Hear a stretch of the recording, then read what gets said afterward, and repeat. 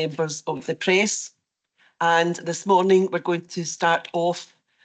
We have a representation from Alzheimer Scotland. They're going to give us a wee presentation and allow you the opportunity to ask questions at the end of the presentation, should you wish. And I'm very pleased to welcome them here today. We have Vicky Cahill, Fiona Catterson and James Pearson. And I thought it important that we have an update from Alzheimer Scotland, given the situation that we're in countrywide. That old people are living a lot longer than they used to be. So therefore, we are hearing about more instances of dementia and Alzheimer's in our population. So it's important that we know about that we can understand it, we know what to look for, and we know how to help. So that's really the reason that they're here today, to let us know what we can do as elected members to support the elderly people in our community who may suffer. Not just elderly people who suffer from dementia, more people have been diagnosed with early onset dementia too, but I'm sure that will be mentioned during the presentation. So I will just ask Vicky to begin. Thank you, Vicky.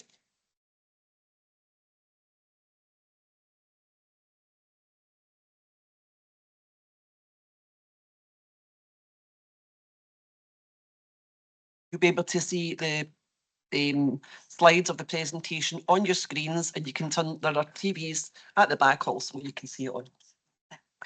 So good morning, councillors. Thank you very much to Provost Cameron for her very kind invitation to be able to join you at your meeting this morning.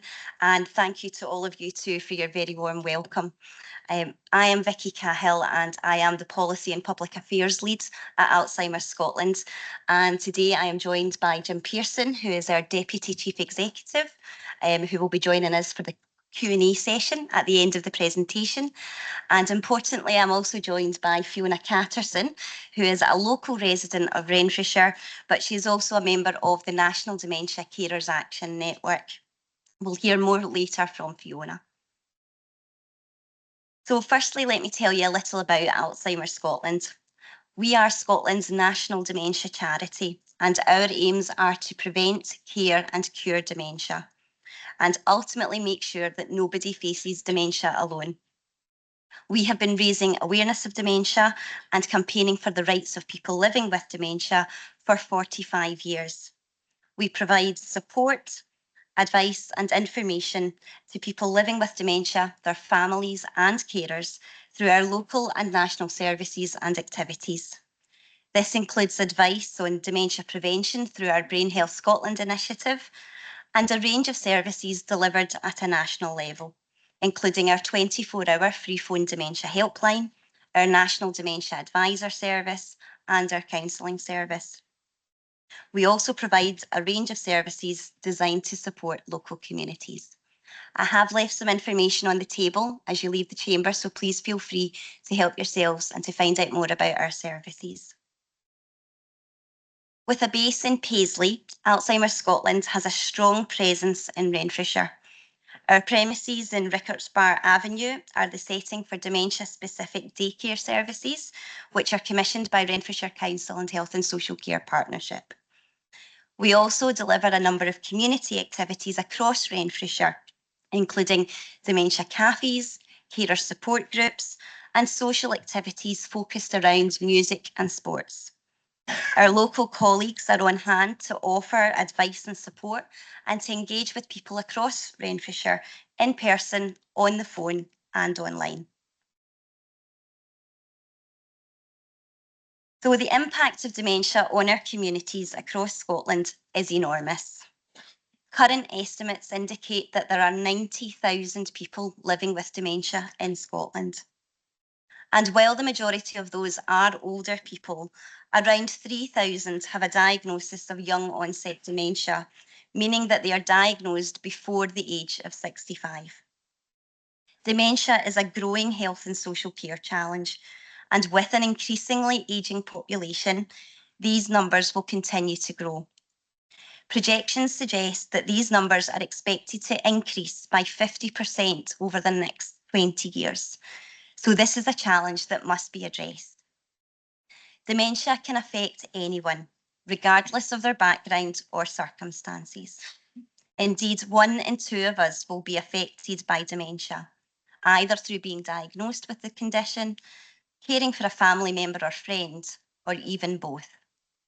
And significantly, dementia is one of the leading causes of death in Scotland. Care of people living with dementia takes place across all settings, including in the community, in acute hospitals, and in care homes. Around 40% of people with dementia are currently receiving care either in hospital or in a residential care facility, and around 19,000 people with dementia reside in one of Scotland's 1,000 care homes. The needs of people with dementia are vast and varied, so a similar approach is needed to care and support to ensure that no one falls between the cracks. So what is the experience of receiving a diagnosis of dementia today? Evidence suggests that people across Scotland face delays in receiving a diagnosis of dementia. People find it difficult to access referral pathways to investigate their symptoms, and they are then faced with waiting lists which delays the provision of an early diagnosis. It's vitally important that people have access to a timely diagnosis, since this is the first step towards accessing comprehensive support services. The Scottish Government guarantees a minimum of 12 months of post-diagnostic support for everyone with a dementia diagnosis.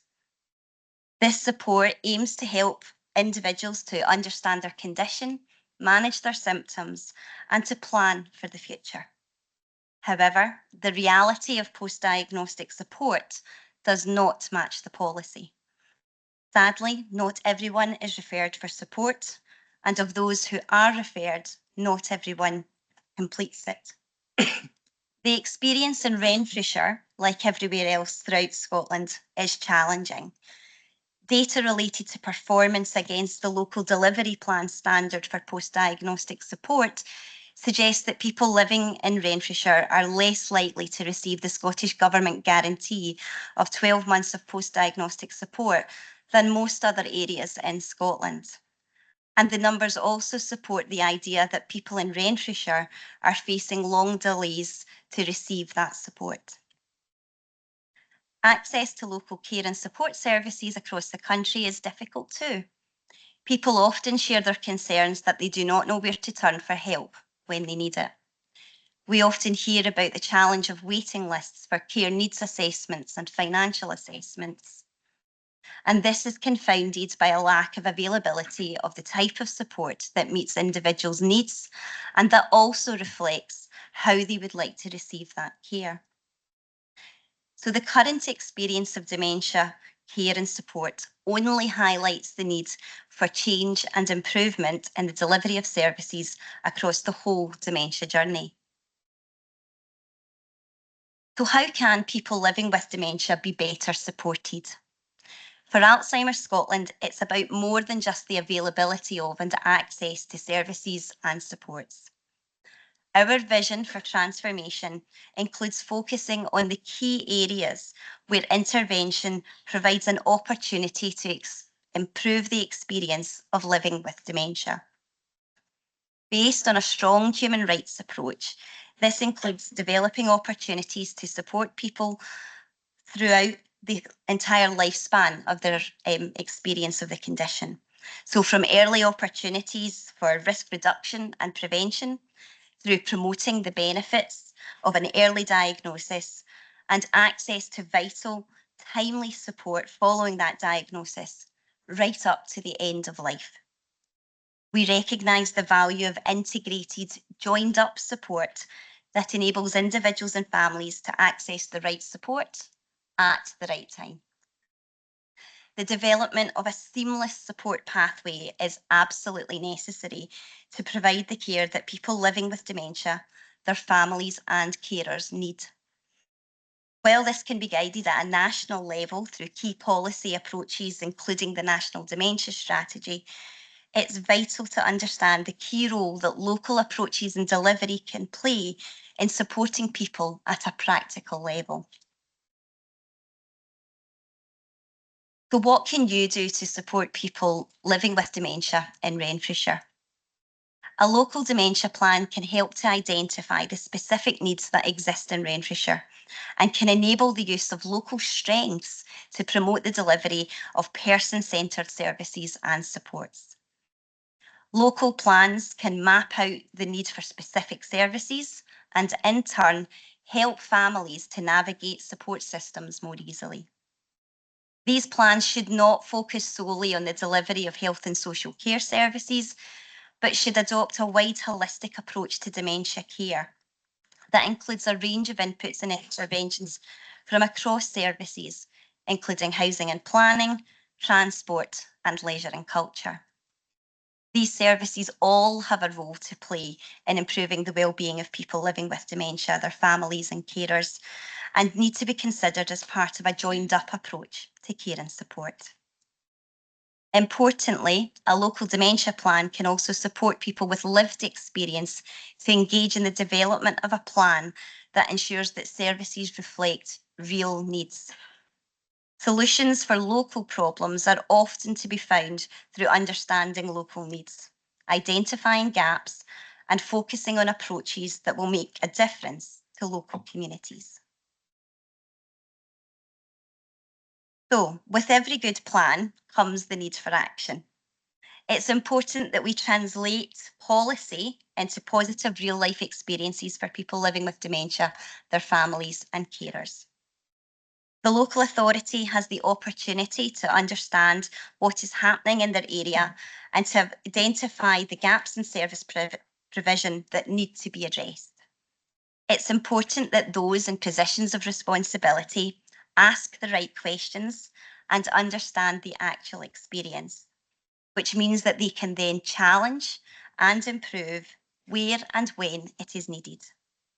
That means understanding what the barriers are to supporting early access to diagnosis and delivering high quality post-diagnostic support and community services, and then making every effort to address this. In recognising the complex and challenging nature of dementia, it's clear that those affected need dementia-specific support. They need a range of therapeutic support to deliver the outcomes that people with dementia deserve. This targeted approach to care and support inevitably means the need for targeted funding and resources.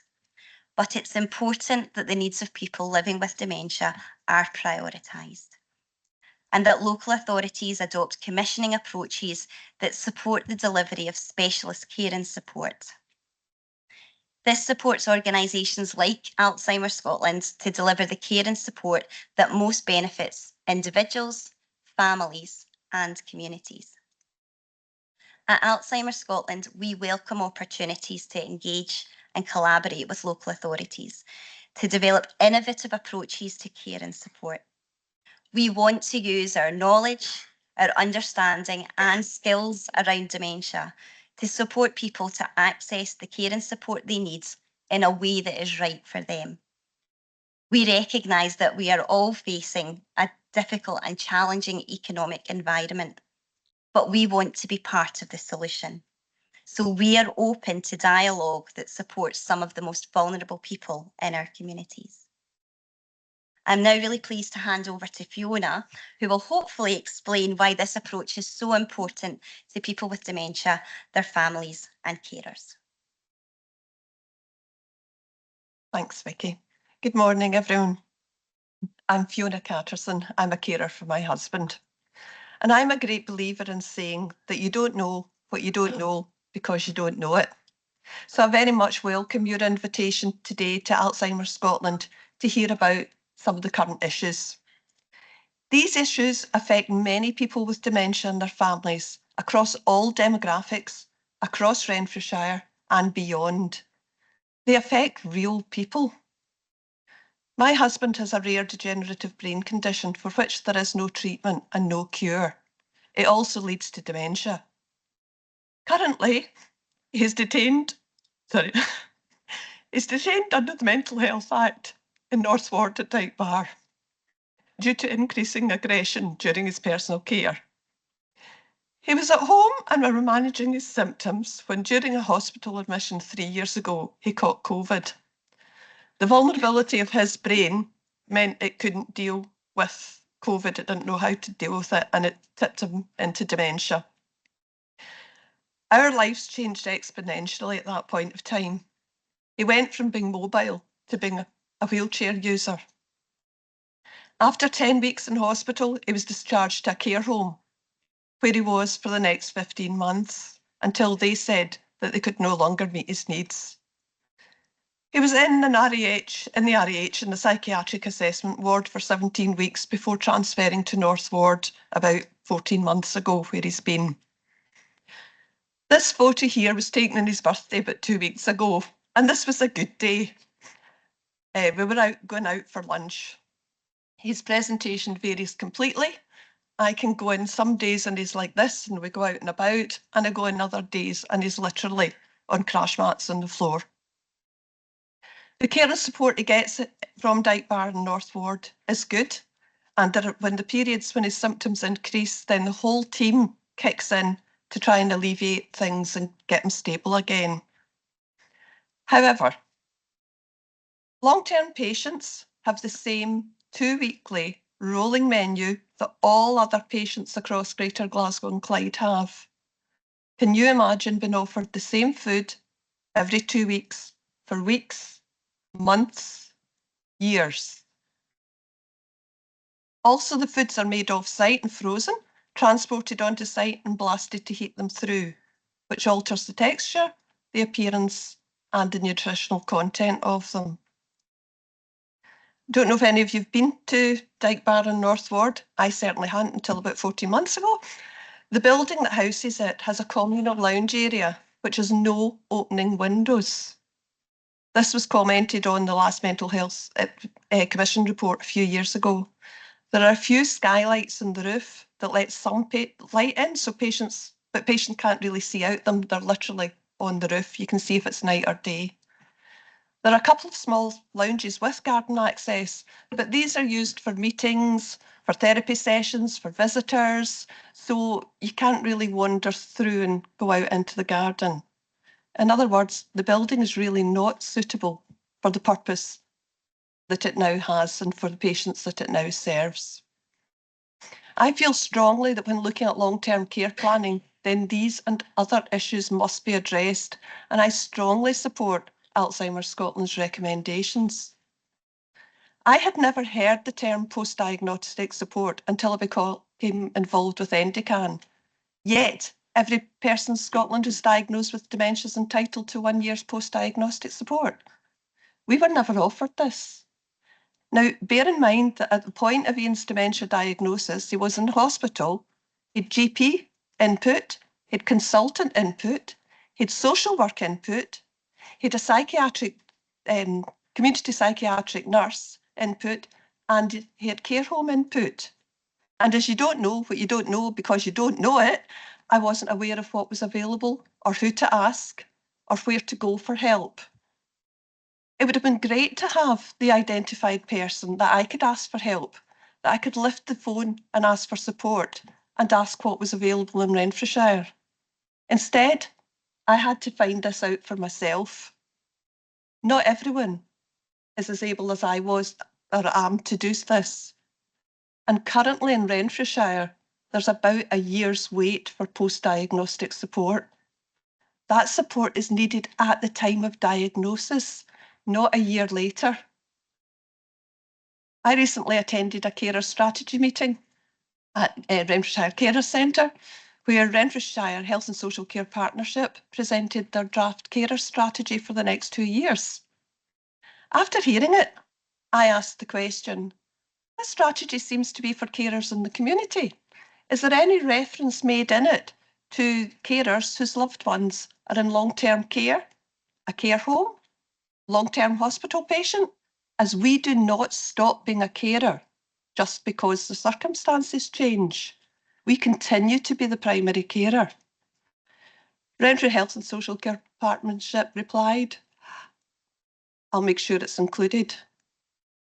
Now, this led me to think that whole sector of carers, and Vicky said how many people are in care homes, long-term placements, that whole sector of carers had been missed from the strategy document, the carer strategy document that drives where the services are going to be allocated to for the next 2 years.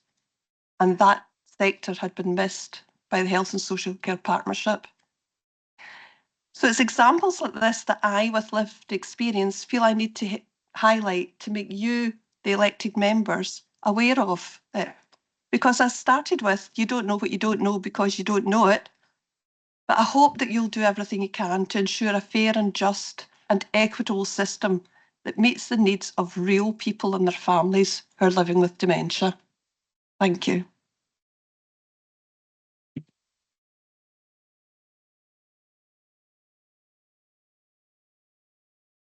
Thank you so much, Fiona. I'm very emotional for you, but I think we need to hear that. At least one of us or some of us are going to experience dementia at some point of our lives. We just don't know how many. And we need to know what is in front of what services are there and where they need to be improved. So I really appreciate you taking time out to tell us that story, because I know it couldn't have been easy. And thank you so much to Vicky for her presentation too. I don't know, is Jim, you want to just answer questions if there are any questions? Jim? Yeah. I should say to Jim, welcome back, because he used to work in the council, the social work department. So welcome back, Jim. Now, do we have any questions? If we have anyone with questions who are joining us online, could you just stick your hand up? Wait a minute, I've been kicked out the meeting.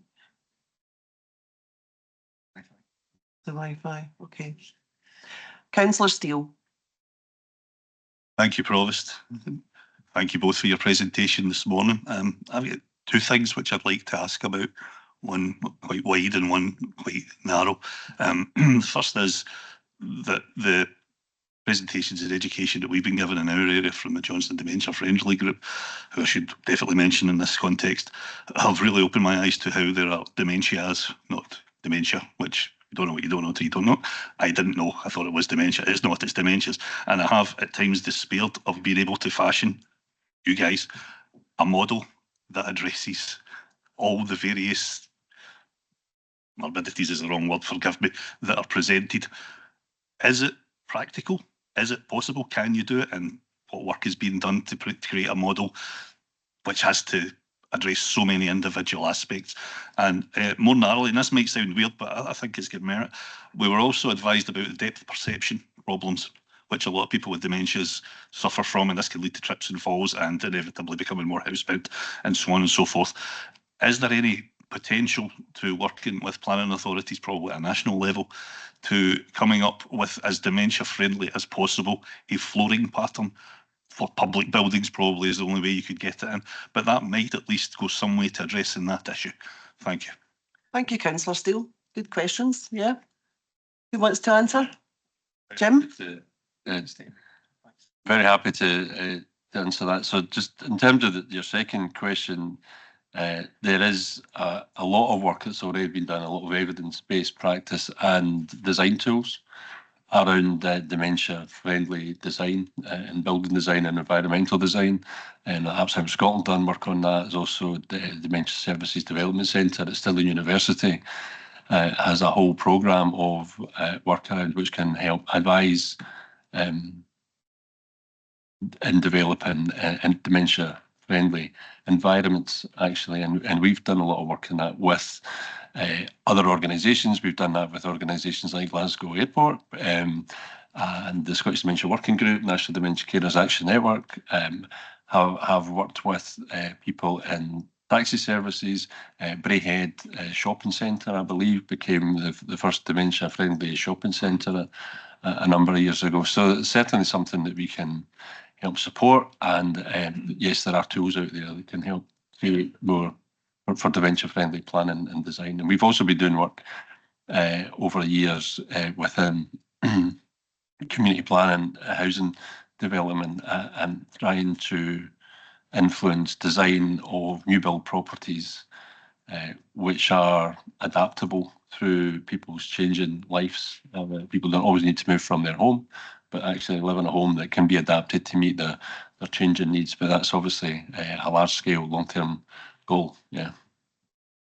I'm not sure if I really understood the first part of the question, but so correct me if I get this wrong, but there are over 100 different types of conditions which cause dementia. Dementia is a condition which impacts right across the lifespan, right through from childhood. There are approximately 500 families living in Scotland who have a child who are living with one of 200 really rare conditions which cause childhood dementia, young onset dementia, anybody up to the age of 65. And of course, we have an increasingly older demographic in Scotland, which means that age is a significant risk factor for dementia. I have to say also that being a woman is an increasing risk factor for dementia. Dementia is among the most, the leading cause of death among women. Women are much more at risk of developing dementia for a whole number of factors, not just because they live older, and also including, unfortunately, a major factor is chronic, and I'm going to get this wrong, but it's as a result of intimate partner violence, actually. So there's a lot, and of course, dementia is an illness that, as Vicky said, can affect anybody, but it's also one which can be manifested through health inequalities as well. So, but dementia is a condition which is unique to every single individual, and every person has a unique experience of that, as do their families and carers. And so in terms of developing a model, and Vicky highlighted some of that, we have worked over a number of years to develop evidence-based models of practice around how we support people from diagnosis, but in fact pre-diagnosis, and how we support people immediately after a diagnosis. We talked about post-diagnostic support there.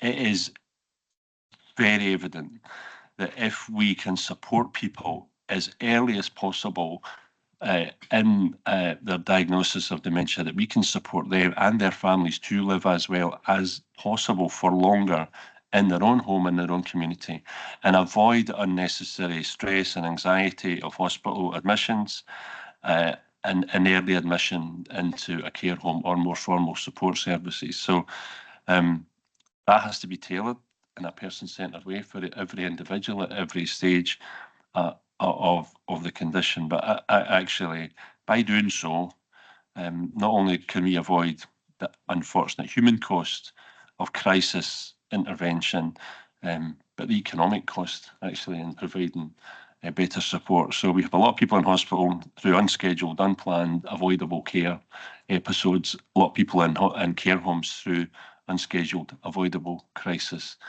as well. And that, as I said, isn't necessarily good for those individuals or their families, but also doesn't necessarily make good sense in terms of public service. No, thank you. I don't know if that answers your question. Yeah, thank you very much, Jim. Councillor Michelle Campbell.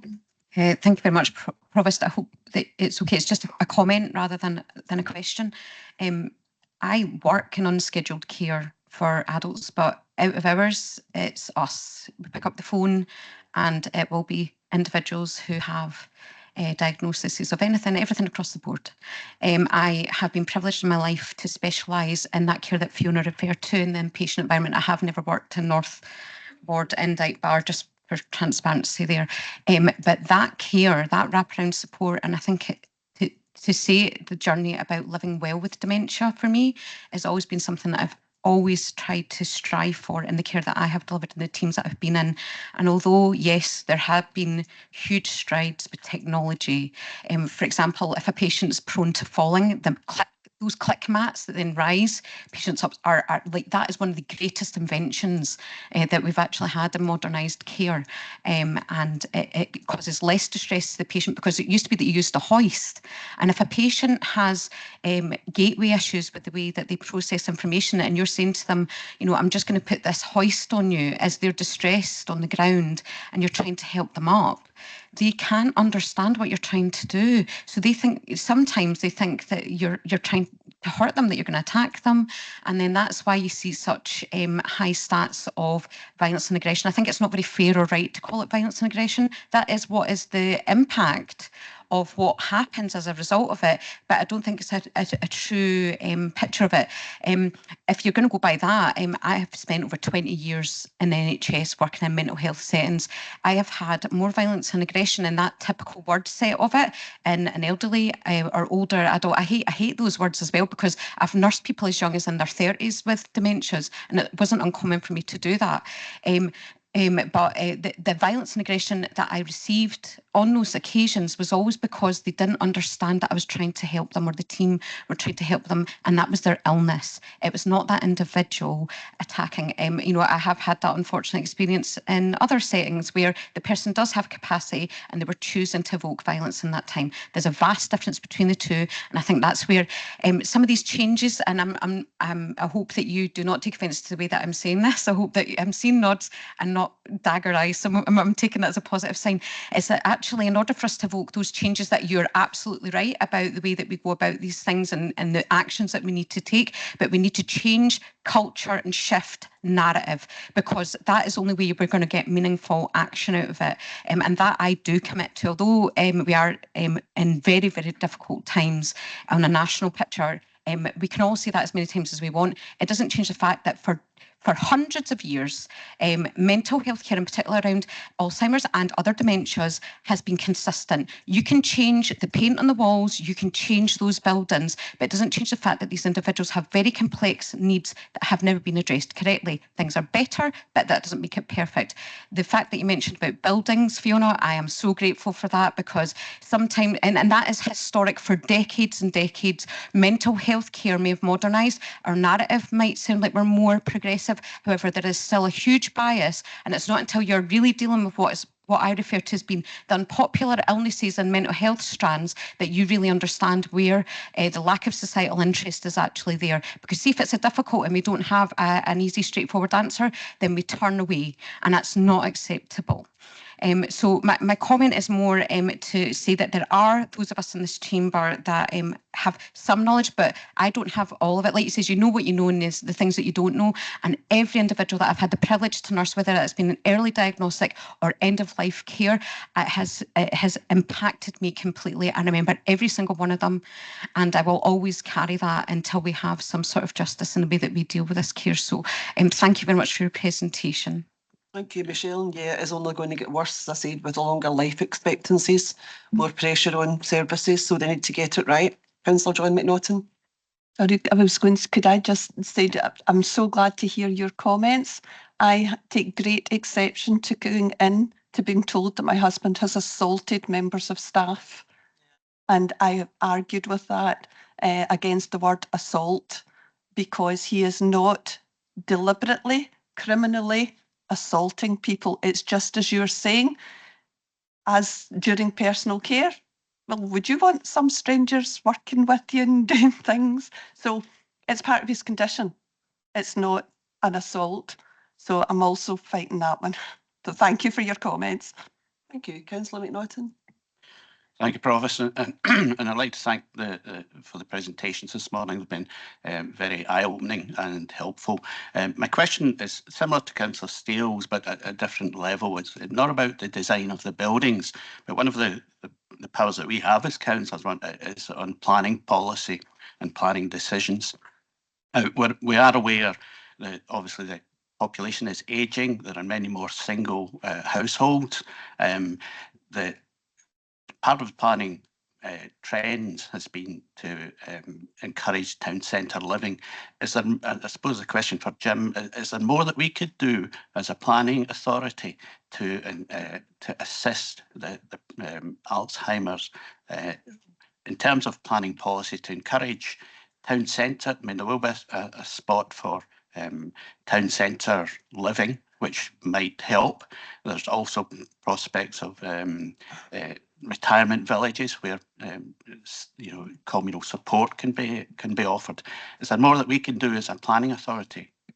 We recently published almost a year ago now, I think, isn't it?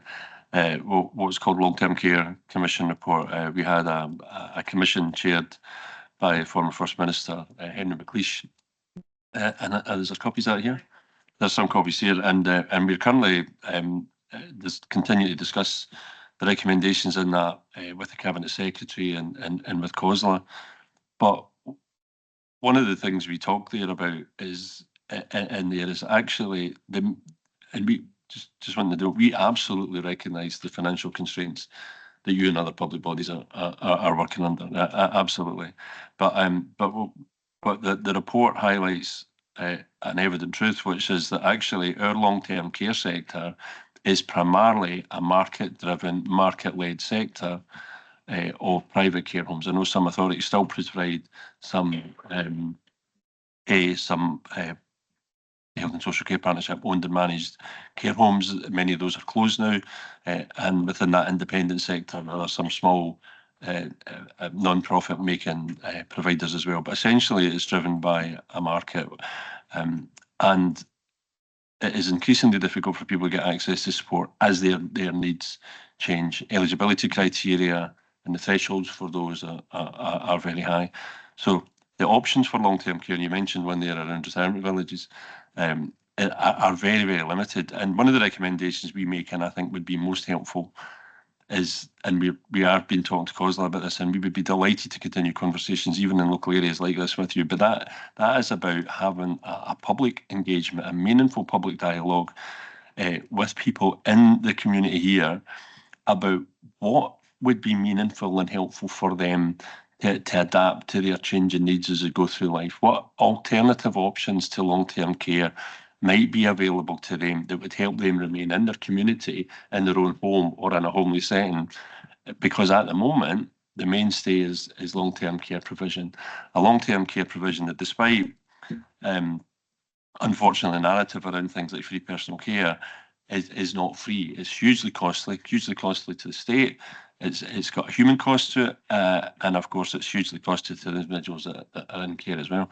So I would say the one thing that we would be very delighted to engage with you in would be about helping facilitate some public dialogue, not just about the nature of the care services that might exist in communities, but also an honest and open dialogue with people about how that's funded and what as a society we are prepared actually to pay for that, and whether people are prepared to pay in a different way. And we don't have that, and we don't have that dialogue, because actually the narrative and the perception is in Scotland we'll fix that because we've got free personal nursing care, which is not free.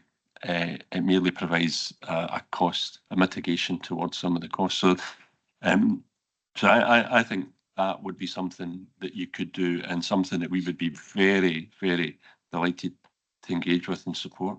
Okay, that's great, Jim. That warrants further discussion, John. Yeah. I think we'll take that up later. Councillor James McLaren. Thank you, Provost, and thank you for coming along this morning and explaining what the situation is. Alzheimer Scotland, I'm sure, is, and as you've explained, is much needed in providing information and support and care for carers. Could I ask, is Alzheimer Scotland involved with any research into finding a cure for dementia? Jim?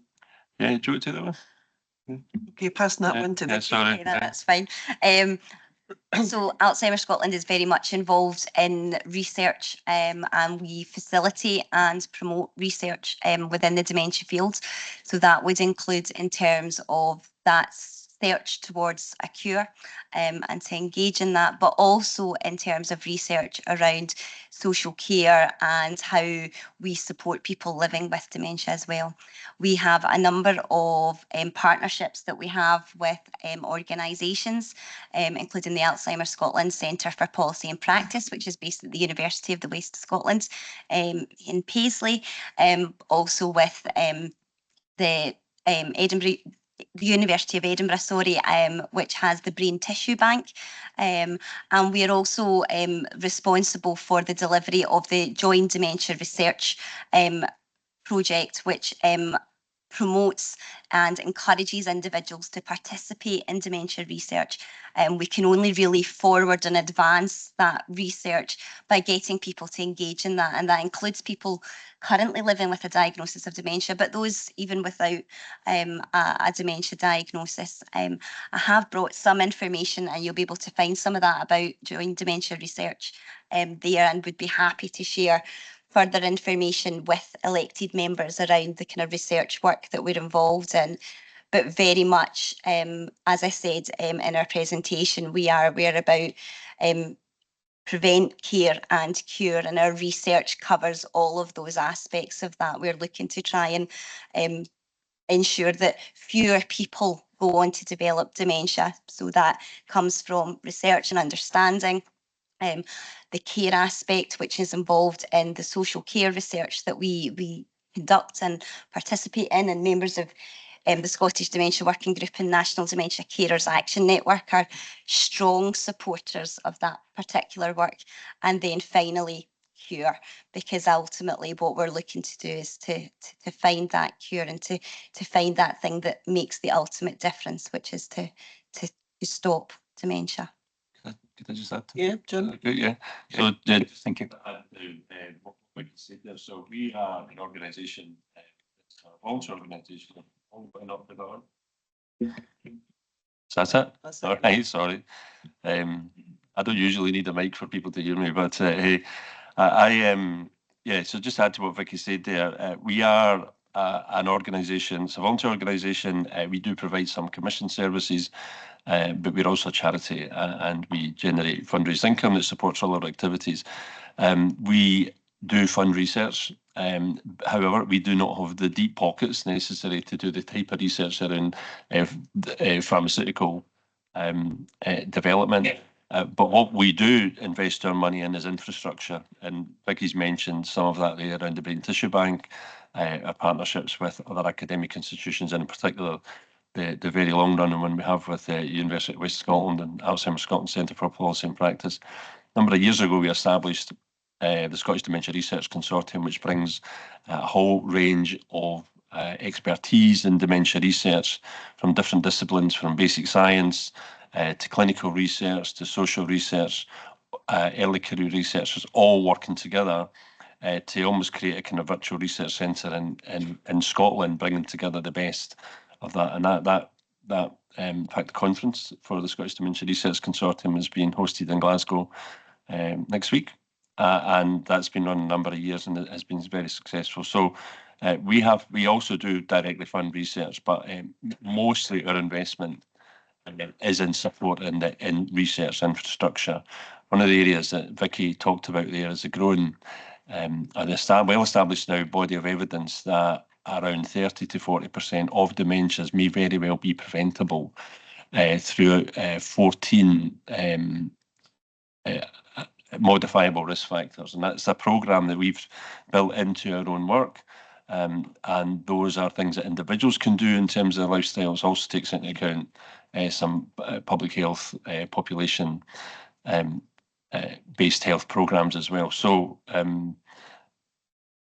that's huge. That is absolutely huge to know that actually by responding well, by tackling dementia right from the early stages of life, particularly around childhood, health inequalities, and adverse childhood events, all of which impact on life chances and which impact on higher and greater risk of dementia in later life. There is so much more that we can do that can reduce the numbers of people with dementia in the future. And those are areas we are absolutely involved in, as well as some of the work around the developing new drugs that you might have heard of recently, lecanemab, donanemab, which are the first true disease-modifying treatments that are on the market, and they were licensed in the UK by the MHRA, but not yet approved by the Scottish Medicines Consortium or NICE, and we continue to work on that. And there is a whole pipeline of those types of drugs that are going to be coming through in the next few years. And I think we are at a moment where we might start to see real progress in truly disease-modifying treatments coming through, and we absolutely right down the middle of supporting that. But our role in that is creating the structure making sure that our healthcare systems have readiness for these new types of treatments. Yeah. Well, that would be wonderful. That would be some new drugs coming through. Yeah. Could I just ask quickly, how is a family, how are a family informed about what trials or studies are available for them to take part in? Does that always just come from the GP? Well, How do they get that information to them if they don't go on to get any further support from Alzheimer's Scotland or anything? There is a number of ways in which people, so there's very different kind of research programs. Neuroprogressive and Dementia Research Network in Scotland, which is often available to people and sometimes brought to their attention through their own clinician. But Vicky just mentioned there, Joint Dementia Research. We're a partner in a UK-wide initiative called Joint Dementia Research. And Joint Dementia Research is, and the reason we like that so much, is a platform that enables people to register their interest in research, but it also allows them to choose the type of research that they get involved in. So once people register for that, they will get notifications through to say, because you can say, here's what I'm interested in, this is the type of research I want to do, here's the things I don't want to do. I don't want anything that's going to involve a lumbar puncture or anything like that, but I might be very happy to do a survey. So we like Joint Dementia Research because it empowers people to choose how and when and what type of research they get involved in. So for us, it's about promotion of that opportunity, and that's something you could do. And we'd be again happy to do some work with you there around how we might engage and have discussions around with people, so that we can promote those opportunities. People absolutely want to know how they can get involved in research, and sometimes we're a wee bit overprotective of that. And people don't always think it's the right time to talk about it. And we think we should offer people the opportunity to be informed and make those choices for themselves. And Joint Dementia Research is a platform that enables them to choose, which is good. Good. Yeah. Okay, I've got Councillor McGurk, Councillor Devine, then Councillor Hughes, and if you don't mind, I'll need to wrap up then so we can continue with the meeting. Councillor McGurk. Yes, thanks very much, Provost, and thank you very much for your presentation this morning. It's actually quite means a lot to me. My mother has vascular dementia, and we've recently had falls and various issues at home, but fortunately she's okay and she's now back home. But the additional support to help her was not available. Unfortunately, she has me and my brother who are pretty tuned into things, and we were able to make her be able to come back home by putting in a chairlift and all the other issues, all the other additional things, and family support for everyone else and their neighbours. And she's absolutely delighted. She's coming on leaps and bounds because she's next to her neighbours. They all know that her situation, and they all stop and have a wee chat with her or tap the door and come and see her. And that is crucial. It's certainly crucial for my stepfather, who's 99, and it helps him as well. So the family and the neighbour connection is so important. We get that right. I think with my own experience, and I'm not saying it was negative, each person in their role did a good job. They just didn't join up. And that was the biggest flaw. And I have to say, you know, I've actually written about it now, and I thought I need to take this forward, and I was going to take it to some of my colleagues over the next couple of weeks and months, because in all the services that we provide, regardless if it's council, health and social care partnership, the GPs, and the community, everyone needs to be aware and how they can play their part and to be able to make, because they're still normal people, they still have a voice, they still have thoughts. I mean, they can be up and down like yo-yos, they can be crying 1 minute and they could be happy as Larry the next. But the important thing is it's keeping them in the community that they love and make sure they're surrounded by the people they know, and that makes them feel secure. So I really am pleased that you've presented this, and I hope other councils and other organisations have the same presentation. And then when we all get together to talk about it, they fully understand, and especially your experience, Fiona, as you know, when you were expressing that, I could see it exactly what was happening to your husband. And you're right, he's not lashing out at somebody, he's concerned about what's happening to him. So I just thought I would make that comment. But thanks very much for the presentation. Thanks very much, Provost, for bringing it. Thank you, Councillor McGurk. Councillor Eddie Devine. Thanks, Provost. It's a comment to Fiona. You said you don't know what you don't know, what you don't know. Okay, hold on, Eddie. Someone's got their microphone on. Or the speaker. Marie, could you check? I think that's it now, Eddie. Do you want to try again? Well, as my mother had Alzheimer's and she obviously passed on now. But there's people there who know what you should know, but they don't tell us. And everything's a fight. When something goes wrong, you go, what about that? Oh, did you know that? But your phrase was, you don't know what you don't know, what you don't know. But somebody knows, but they don't tell you. And it's until it's, say, a situation comes up when you've got to complain and say, oh, did nobody tell you? Nobody tells you anything. And obviously, my mother and that, she didn't know anything. But we had to know what we had to know. And nobody tells you. The only thing they were interested in was how much money she had. I'll leave it there. It's not nice when you get an experience like that. And I dare say that there are other people who, my auntie is in a Erskine home just now and she has dementia. The experience for the family's been pretty positive. But they also understand that it doesn't happen as smoothly for everybody. You know, it's just her set of circumstances. It's meant things have been easy, but it's not like that right across the board. Councillor Lisa Marie Hughes. Thanks, Provost. I'll be quick. I appreciate that we've got a lot of time going.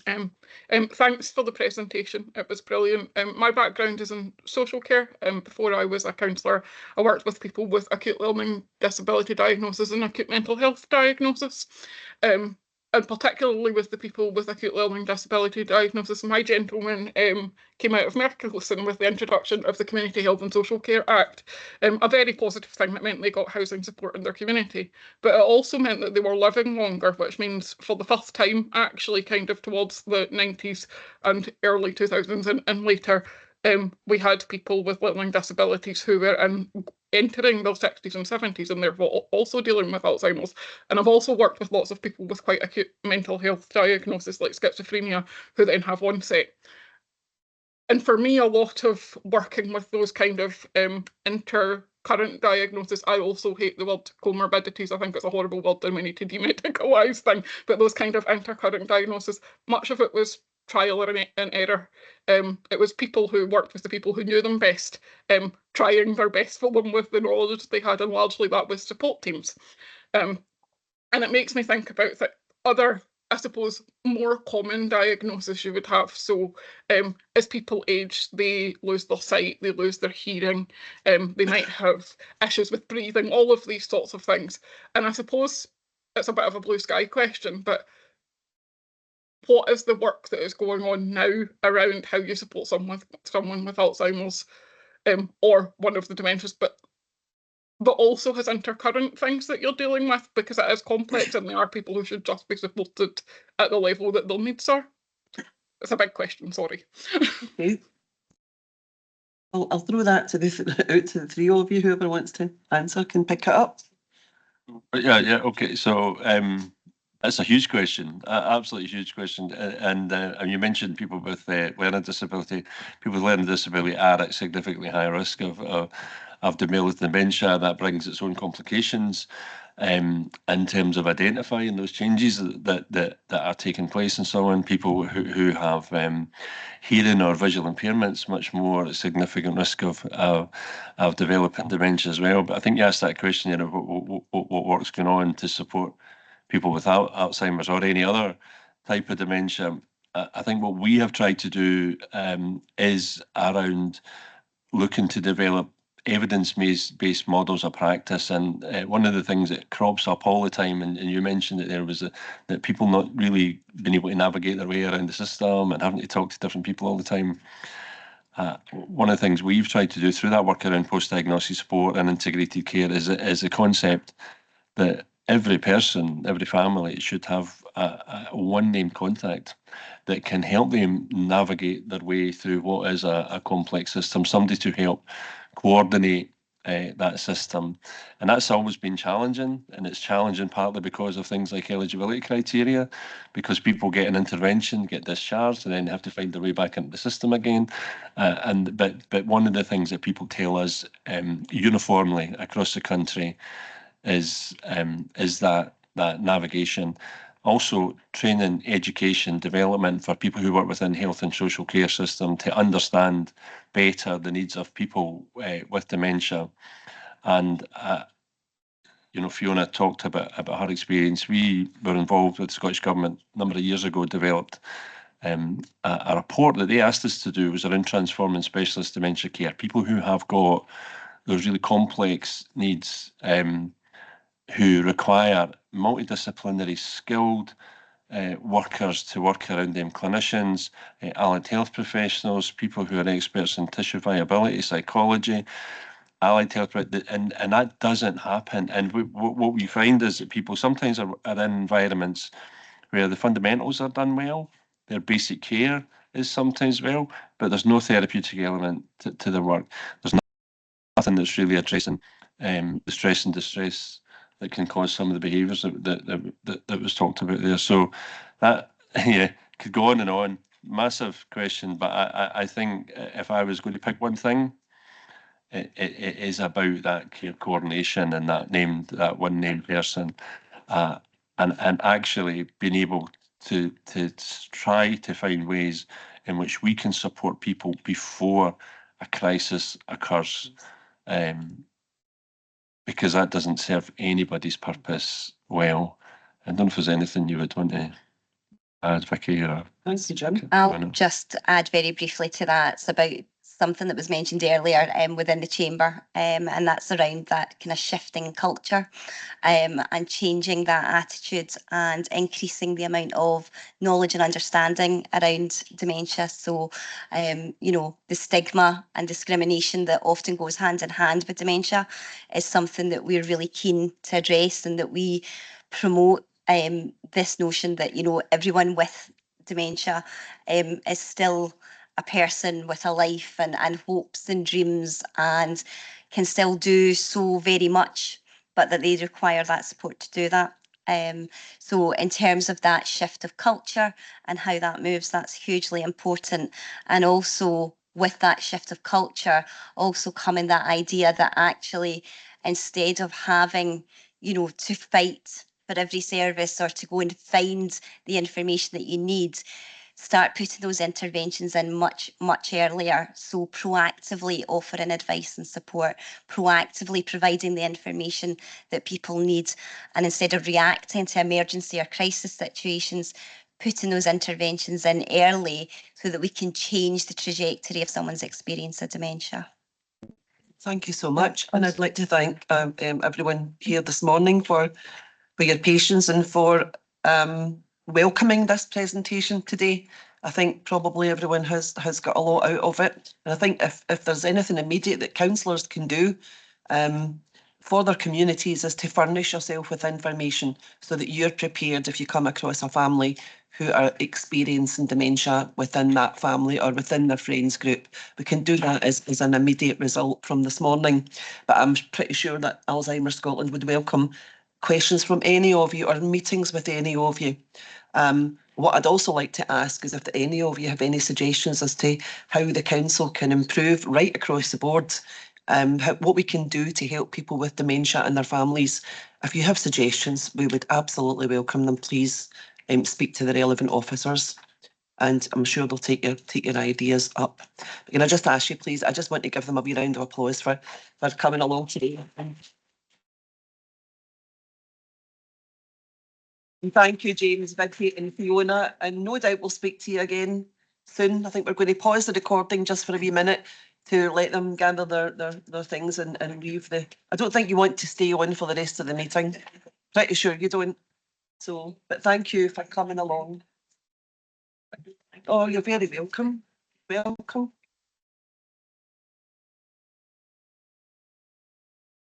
Talking if we get any. Talking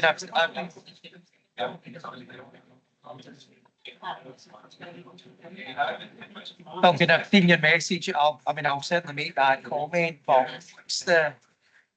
what's the issue?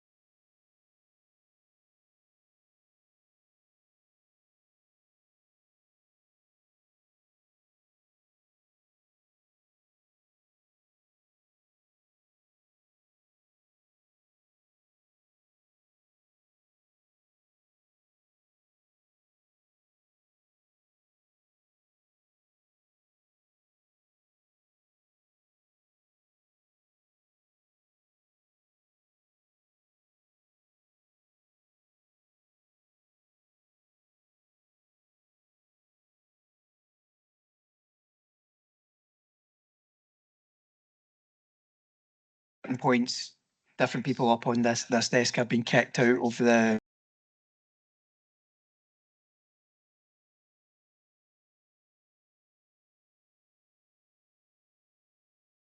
Provost, I'm sorry to interrupt, but Mark is speaking in the public webcast. The sound is going off and on. So I heard, I'm sorry, something, something, and then it went off again, and I didn't hear the beginning of your sentence, Mark. So it's jumping in and out.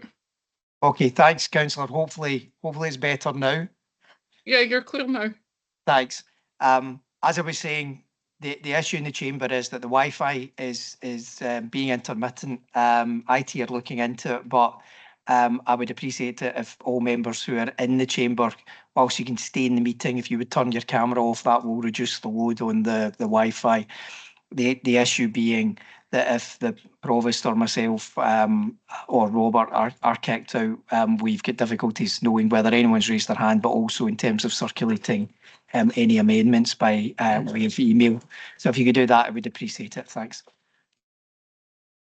Thank you, Mark. Okay, I'm going to ask for apologies. There are no apologies intimated, Provost. I would advise that all members are present. Councillor Burns, Davidson, Grady, Gray, Hughes, Innes, Kenny McLaren, Mags McLaren, Councillor McCulloch, McGonigal, Milet and Smith are all online. Thank you. Okay, thank you. And declarations of interest. Councillor Ian McMillan. Just my usual declaration. Item 4 mentions BAE Systems. My son works for BAE Systems, but I don't think it prevents me from taking part in any debate. Thank you. Okay, thank you, Ian. Councillor Leishman. A passing connection, Provost, item 13, which is motion 7 by Councillors Ann-Dowling and McMillan. I'm a member of the LGB Alliance, which is mentioned in the wording. It's just a brief mention, and I don't think it's a big deal, so I'll stay for the discussion. Okay, thank you. Councillor Andy Doig. Thanks, Provost. Again, in motion 7, it mentions for Women Scotland. In the 2021 Scottish elections, I was endorsed as a candidate by For Women Scotland, but I think that's a historic event, and I don't think it'll have a bearing on my ability to speak or to vote in the debate. Thanks. Okay, Councillor Jim Pattison. Good morning, Provost. Item 7, motion 1, in relation to the access to early learning provision, as I declared an interest when this item was originally discussed at the Education Board. I declare the same interest today. I have a nursery age child. Thank you. Thank you. Councillor Robert Innes.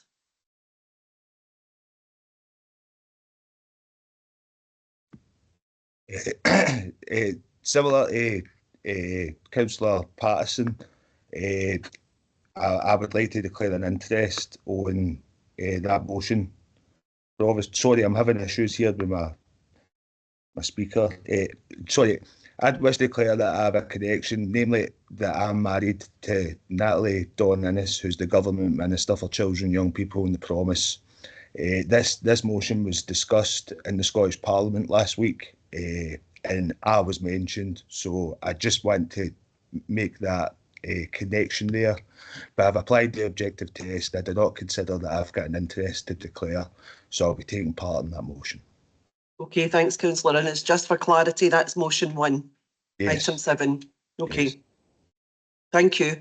Councillor Carol-Ann Davidson.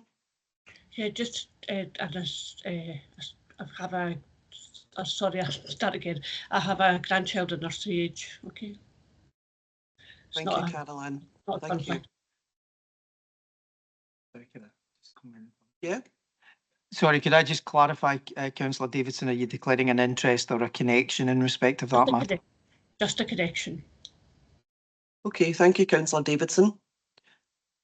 Okay, as I always tell you at our full council meetings, we have taken all of the declarations of interest intimated to us at this time, but if you go through the agenda as we go through the motions, especially if you discover that there is something else discussed that you have a connection with, please feel free to let me know then, and I will also take it at that time. So move on. Item 1 on the agenda is Provost update, which has been circulated to you, I believe, by Roberts. Yeah. Item 2, minutes of meetings of council boards and panels. Do we have any questions? No? Okay, can we agree the minutes? Item 3 we've dealt with. I did things a wee bit back to front earlier, but that was the Alzheimer Scotland Commission on the future of long-term care in Scotland, which was very useful, I think. Item 4, revenue and capital budget update. Do we have any questions? Councillor Ann-Dowling. Thank you, Provost. At item, excuse me, 1.2, Appendix 1 on page 9, outlines the in-year approved revenue budget for 2025-26 for each service. I note that the total in-year deficit for 2025-26 is £445,000. Sorry, Provost, I should have mentioned I've got a number of questions. Do you want them all, or take them one at a time? Yes, give us them all at the same time, yeah. Can you confirm, can officers confirm that this will be funded most likely from the Financial Sustainability Fund, which I understand has an available forecast balance of around £26 million at the moment? And at item 6.3, this item references the 2025-26 capital plan. It notes that the Learning Estate strategy investment will be applied as revenue spent on loan charges and is expected to impact the funding of future years' capital spend. I would like to ask for a bit of clarification in what way the funding of future years' capital spend will be impacted. And finally, at item 6.4, this item notes that one further change since the council meeting on the 27th of February is the reprofiling into future years to account for updated programming of major capital projects. Now, on paper, the way it's been presented, it looks like the revised budget of some major capital programmes have been significantly reduced, such as the School Estates programme, which has a revised budget which seems to show a reduction of £18,281,000 for the year in its revised budget. Now, I think it would be useful to reassure the public that the overall budget hasn't actually been cut by £18 million. So could officers just give a bit more explanation to what these figures represent? Thank you. Alistair.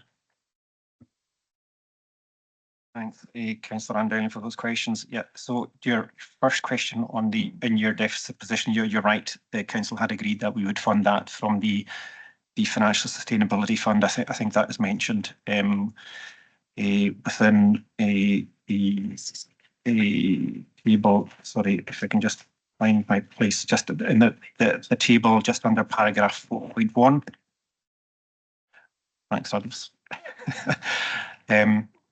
Yeah, so you're correct on that, and we are still in the process of closing out the 24-25 financial year. So the estimated balance on that fund at the end of this year, I can't absolutely confirm at this point yet, but certainly in terms of the forecast position, it would be in the order of magnitude of the figure that you mentioned there.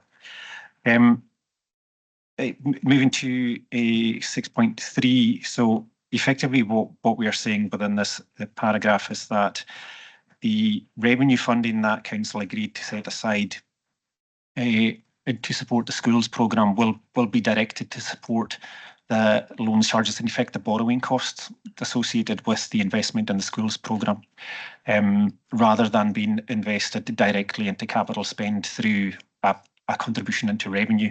That is what we anticipate at this point in time. We will take a look at how things develop out in terms of the timing of that spend, and we'll try and match the availability of that funding with either borrowing or a contribution from revenue as we think best would suit the profile of the spend.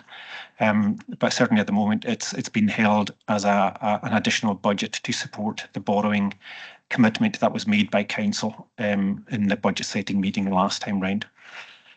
Hopefully that provides some clarity on that point. At 6.4, yeah, you're absolutely right, and possibly the presentation of this table is slightly unfortunate. what we are doing here is effectively reprofiling spend. So that in the example that you mentioned there, that on the learning estate, what we are doing between the draft budget and the revised budget is effectively we're reflecting what we now understand to be the profile of how spend will be incurred. So it is budget that we are moving effectively from the 25-26 financial year into years from 26-27 onwards. It's simply a reprofiling of the budget. It's not a reduction. So you're absolutely right on that point. Okay, so that's your reassurance.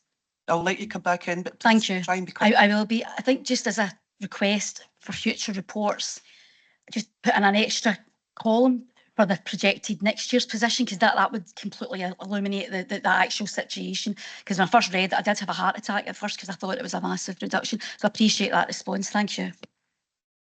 Okay, no other questions? Thank you.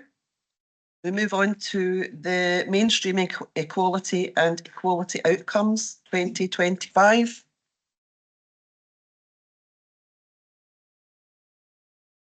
May I agree the report, please? Oh, questions? Councillor Ian McMillan. Hi, thanks very much. I don't intend to go over this report in great detail, but at 3.2, we're talking about the specific duties that the council has in relation to this report, and it does mention that it was supposed to be reported by the end of April. I know it's very hard to believe it. We're now here in the 1st of May, and I know it's not missed the target by much, but would it have been more appropriate to have this report to the leadership board so we would have made that cut off in plenty of time?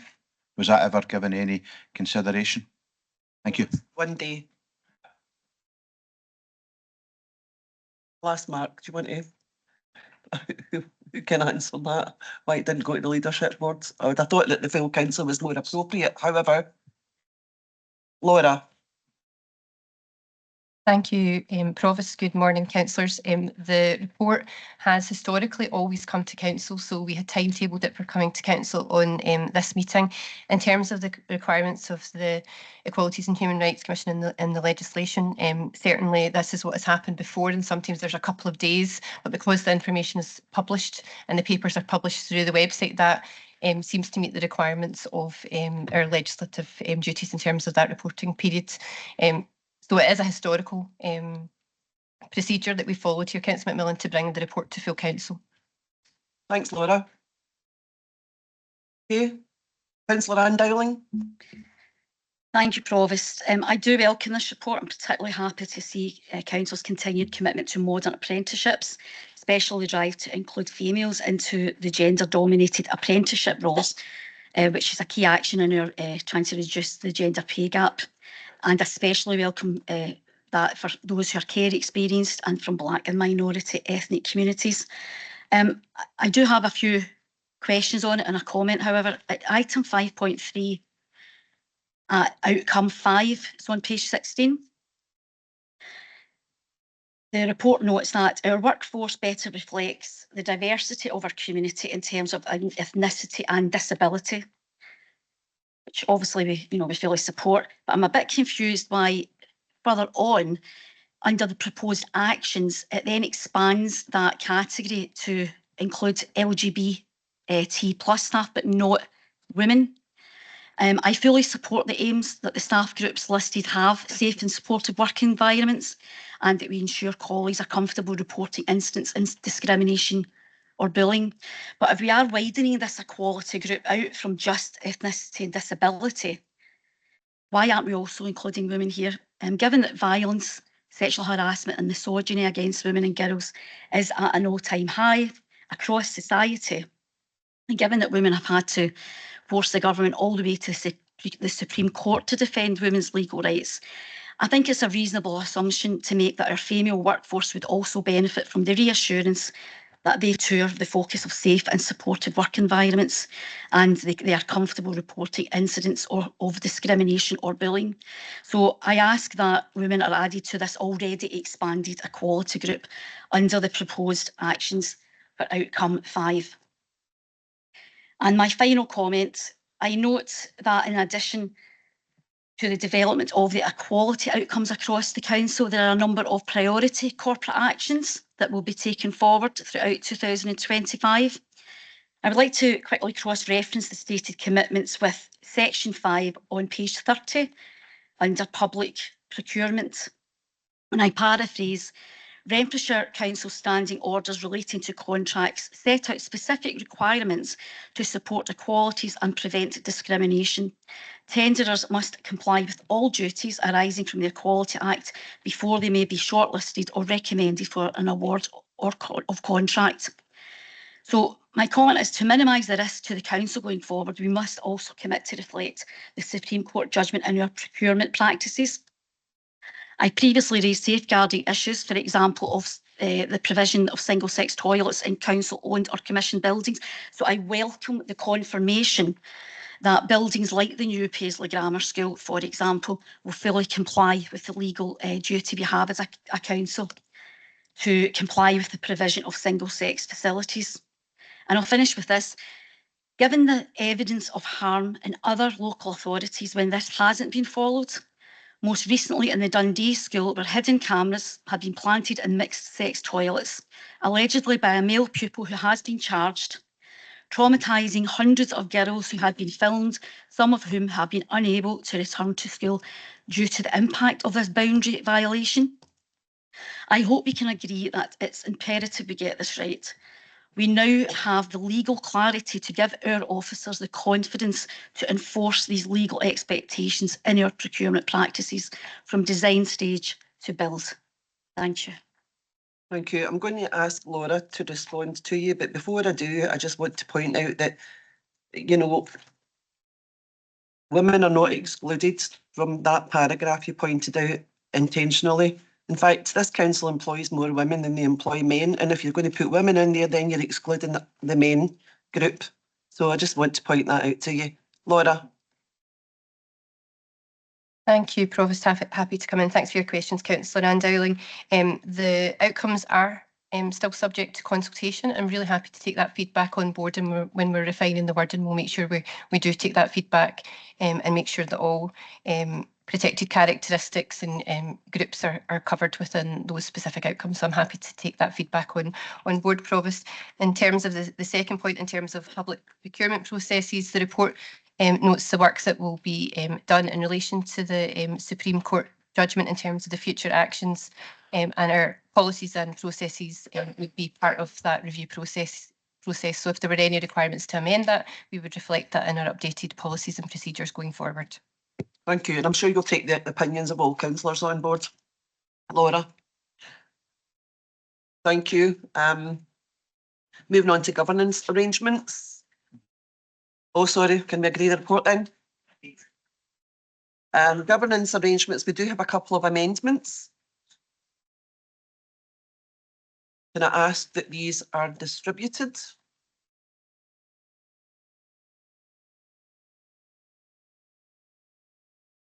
We have an amendment from Councillor Devine. Seconded by Councillor Doig. Devine and Doig. And the other one is by Councillor Alec Lishman and Councillor John Gray.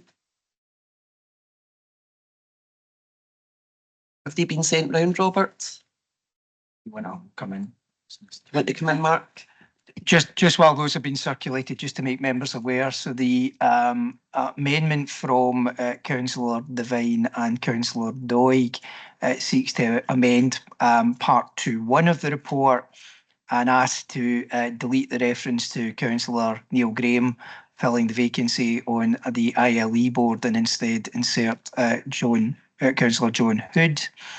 And in respect of part 2.2 of the recommendations, insert Councillor Will Mylett to fill the vacancy on the Audit, Risk and Scrutiny Board.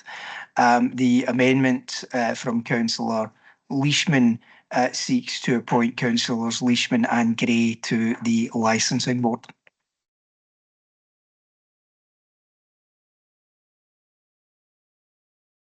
Okay, is anyone otherwise minded?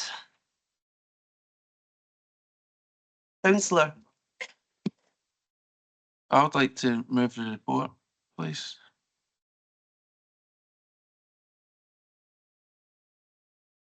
You could just give us a couple of minutes to digest all this. Yeah, it's What I've doing. yeah. Okay, I'll give you a minute or two to have a good read of it.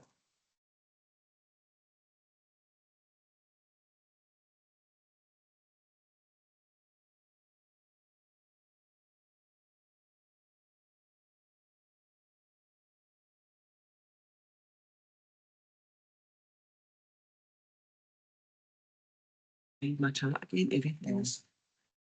Sorry, what's considered? Yes. Okay.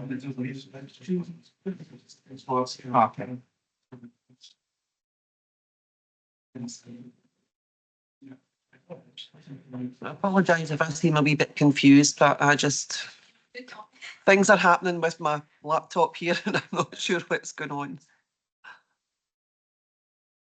Yes, Councillor Doig.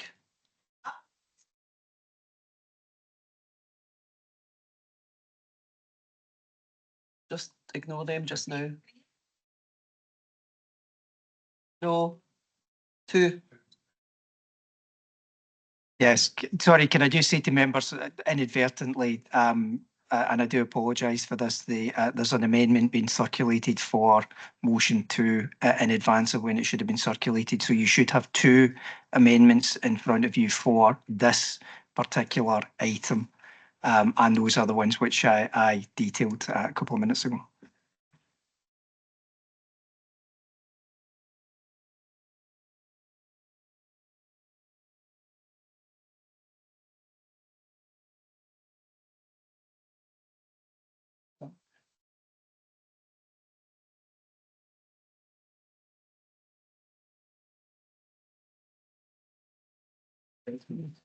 That matter then that's been separated from who's actually moving the report. Me? No, the second from yourself, Provost, in relation to the report, and then I think going to a vote between the situation of appointing Councillor instead of Councillor Green and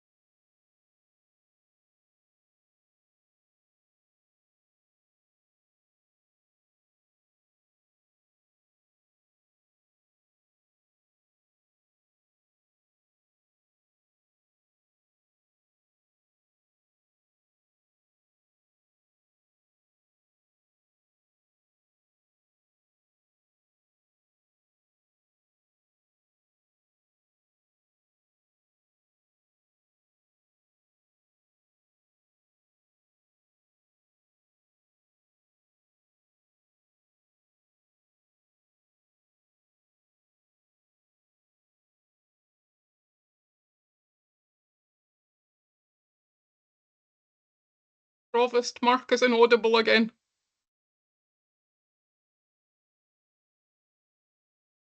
yes.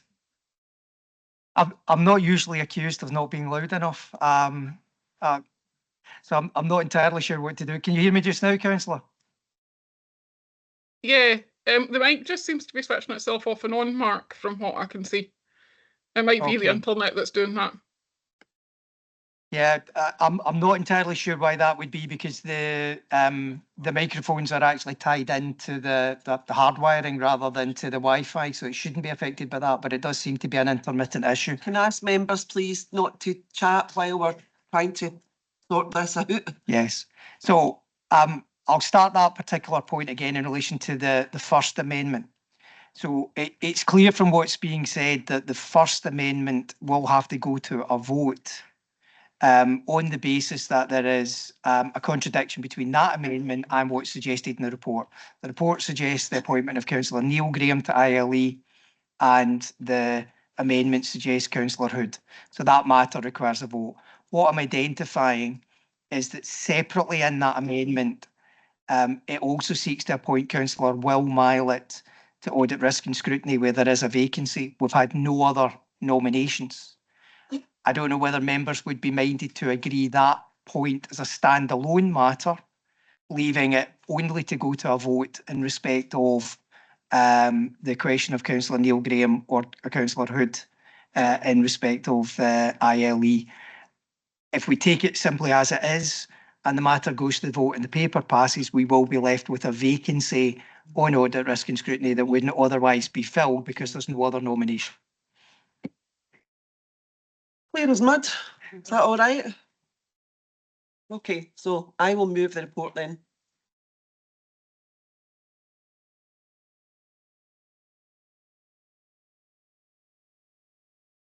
Seconder? Anybody? I'm happy to second.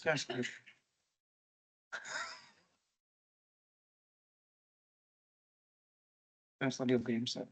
Oh, Councillor Neil Graham? Yes.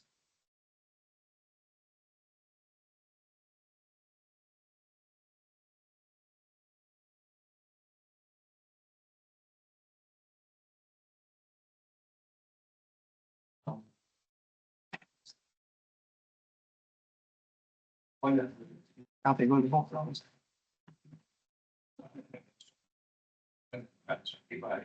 Provost, you happy for me to go to the vote? Right. So you're moving the report? Yeah. Yep. And Councillor Neil Graham seconding the member for Councillor Devine. Yeah, okay. Thank you, members. It'll be a roll call vote. So just to clarify, the motion is the report as written in respect of the appointment to ILE, namely that it would be Councillor Neil Graham. The amendment is for, and that is moved by Provost Cameron, seconded by Councillor Neil Graham. The amendment is by Councillor Devine, seconded by Councillor Hood, which is that, seconded by Councillor Andy Doig. I do apologise. Which is that Councillor Hood would be appointed to ILE. Could members confirm whether they are voting for Provost Cameron's motion or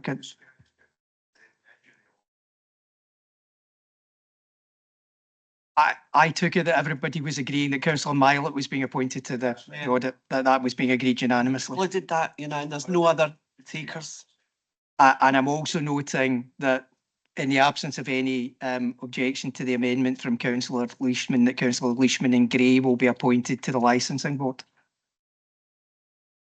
Okay, so the only matter that remains, as I say, is the question of whether it is Councillor Neil Graham who's appointed to ILE or whether it is Councillor Hood. So could members confirm whether they're voting for Provost Cameron's motion or Councillor Devine's amendment? Councillor Adam. Abstain. Councillor Airlie Nicholson. Abstain. Councillor Ann-Dowling. Abstain. Councillor Burns. Abstain. Councillor Jacqueline Cameron. Abstain. Provost Cameron. Motion. Councillor Campbell. Abstain. Councillor Clark. Abstain. Councillor Davidson. Abstain. Councillor Devine. Councillor Andy Doig. Amendment. Councillor Roger Doig. Abstain. Councillor Gilmour. Abstain. Councillor Grady. Abstain. Councillor Gillian Graham. Abstain. Councillor Neil Graham, motion. Councillor Gray, Amendment. Councillor Hood, Councillor Hughes, Abstain. Councillor Innes, Abstain. Councillor Leishman, Amendment. Councillor McFarlane, Abstain. Councillor James McLaren, Motion. Councillor Kenny McLaren, Abstain. Councillor Mags McLaren, Abstain. Councillor McCulloch, Abstain.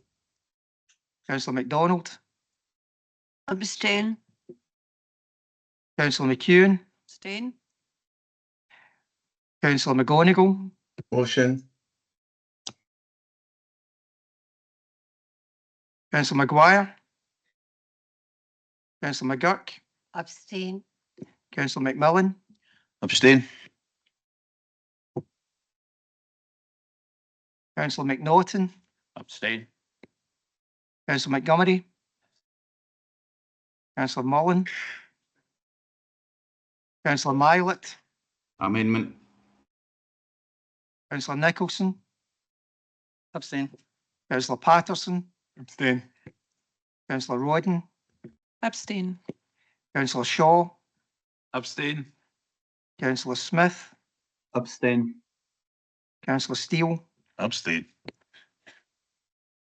and Councillor Hannigan has voted for the amendment. 4, 7.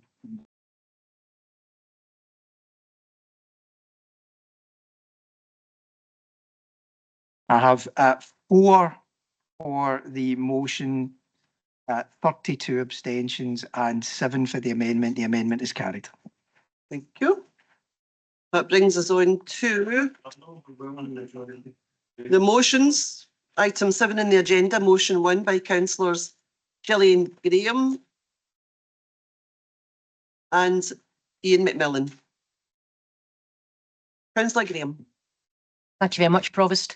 And I'd like to welcome some of the parents who are affected or involved in this motion.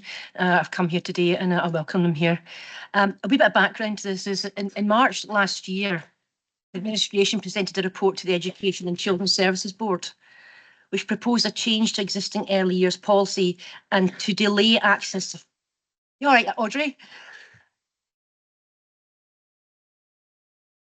Audrey, do you need to leave? You okay? Jill, if you could just move your mic a wee bit over okay. so that we can hear you. Sorry. So last year this was brought to the board, Education Board, and it suggested changes to early years policy by delaying access to funded nursery places until the term after the child's birthday. Previously, the council had used its discretionary powers to allow access to places the month after the child's birthday, third birthday. Now, at the time, we raised significant concerns about this change and we voted against it, along with all opposition councillors on the board. It was clear at the time from questioning officers that there'd be no benefit to pupils, no benefit to parents or to service delivery. It was purely a cut, pure and simple. Other authorities have taken the same decision, but others have not. It's up to each individual authority to make a decision for their children and their families. Sadly, this has resulted in a postcode lottery, which was not the aim for early years legislation. The result of the short-sighted policy change is that some children will now not be able to access their funded nursery place until up to 5 months after their third birthday. Specifically, these are the children of working parents who were not deemed a priority in the policy change. For example, Adam turns 3 in September, but he won't be able to access his funded early learning provision until January next year. Another child, Oren, turns 3 in January, and his admission will be delayed until the end of April. The policy change discriminates against working parents who are now having to find up to £4,000 in childcare so that their child can attend nursery when we know that funding allocated to them is available. It's not just parents, but it's grandparents who are affected. One grandmother's told me that she's had to postpone her hip operation, replacement hip operation, due to unforeseen childcare issues, and absolutely as a result of this change in policy, all because the council decided to delay nursery funding for the children of hundreds of working parents. An online petition has gathered over 600 parent signatures. This policy change affects hundreds of working parents across all our wards. These are our constituents, they're taxpayers, they support the local economy by working, they pay our wages, and quite rightly, they're holding us to account and they deserve to be treated fairly. So why are the changes being made? The administration and officers at times said the decision was being made to bring in the council's policy in line with the Scottish Government's statutory guidance. This is misleading. The existing policy was already in line with statutory guidance. The administration knows that they're responsible for interpreting the Scottish Government guidance and then choosing how they wish to implement it. The Scottish Government Early Learning and Childcare statutory guidance states education authorities can use their powers to provide funding for early learning and childcare to 2 and 3-year-olds earlier than the statutory dates, i.e. well before the term following the child's 3rd birthday. Furthermore, it states that arrangements to commence closer to that child's birthday are encouraged. The rationale must be that guidance can only be interpreted that access to early years at the earliest opportunity benefits both the child and the family.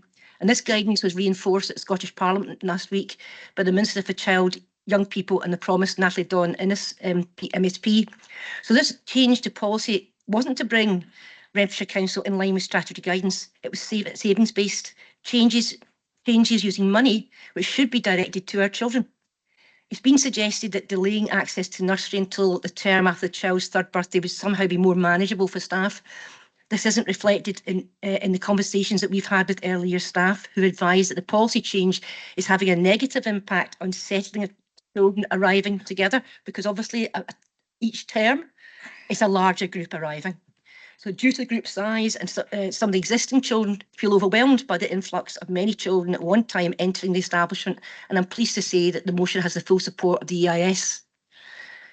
As the Minister stated last week, responding to the questions on this issue, the early years legislation was originally designed to enable smaller groups of children to start at phase points throughout the year and to help to keep the system more manageable and sustainable.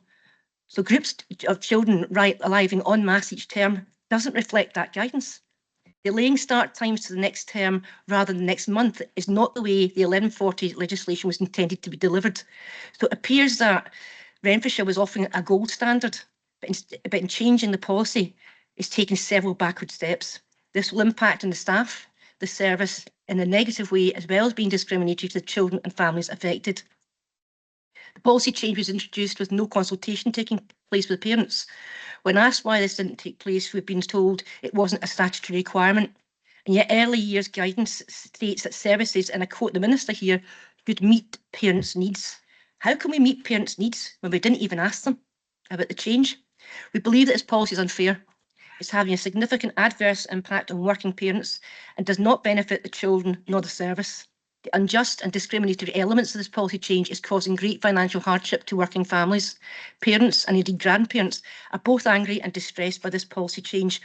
Delaying access to nursery funding and the Free at 3 campaign has attracted local and national media attention and questions in the Scottish Parliament. From my discussion with colleagues across parties, we believe this discrimination is unacceptable. We need to support our working parents and ensure that all our early years children receive the support they need and are entitled to. I've discussed this matter at great length with officers. I'm just winding up 30 seconds. Thank you. I've discussed this matter at great length with officers. No options of appraisals are required.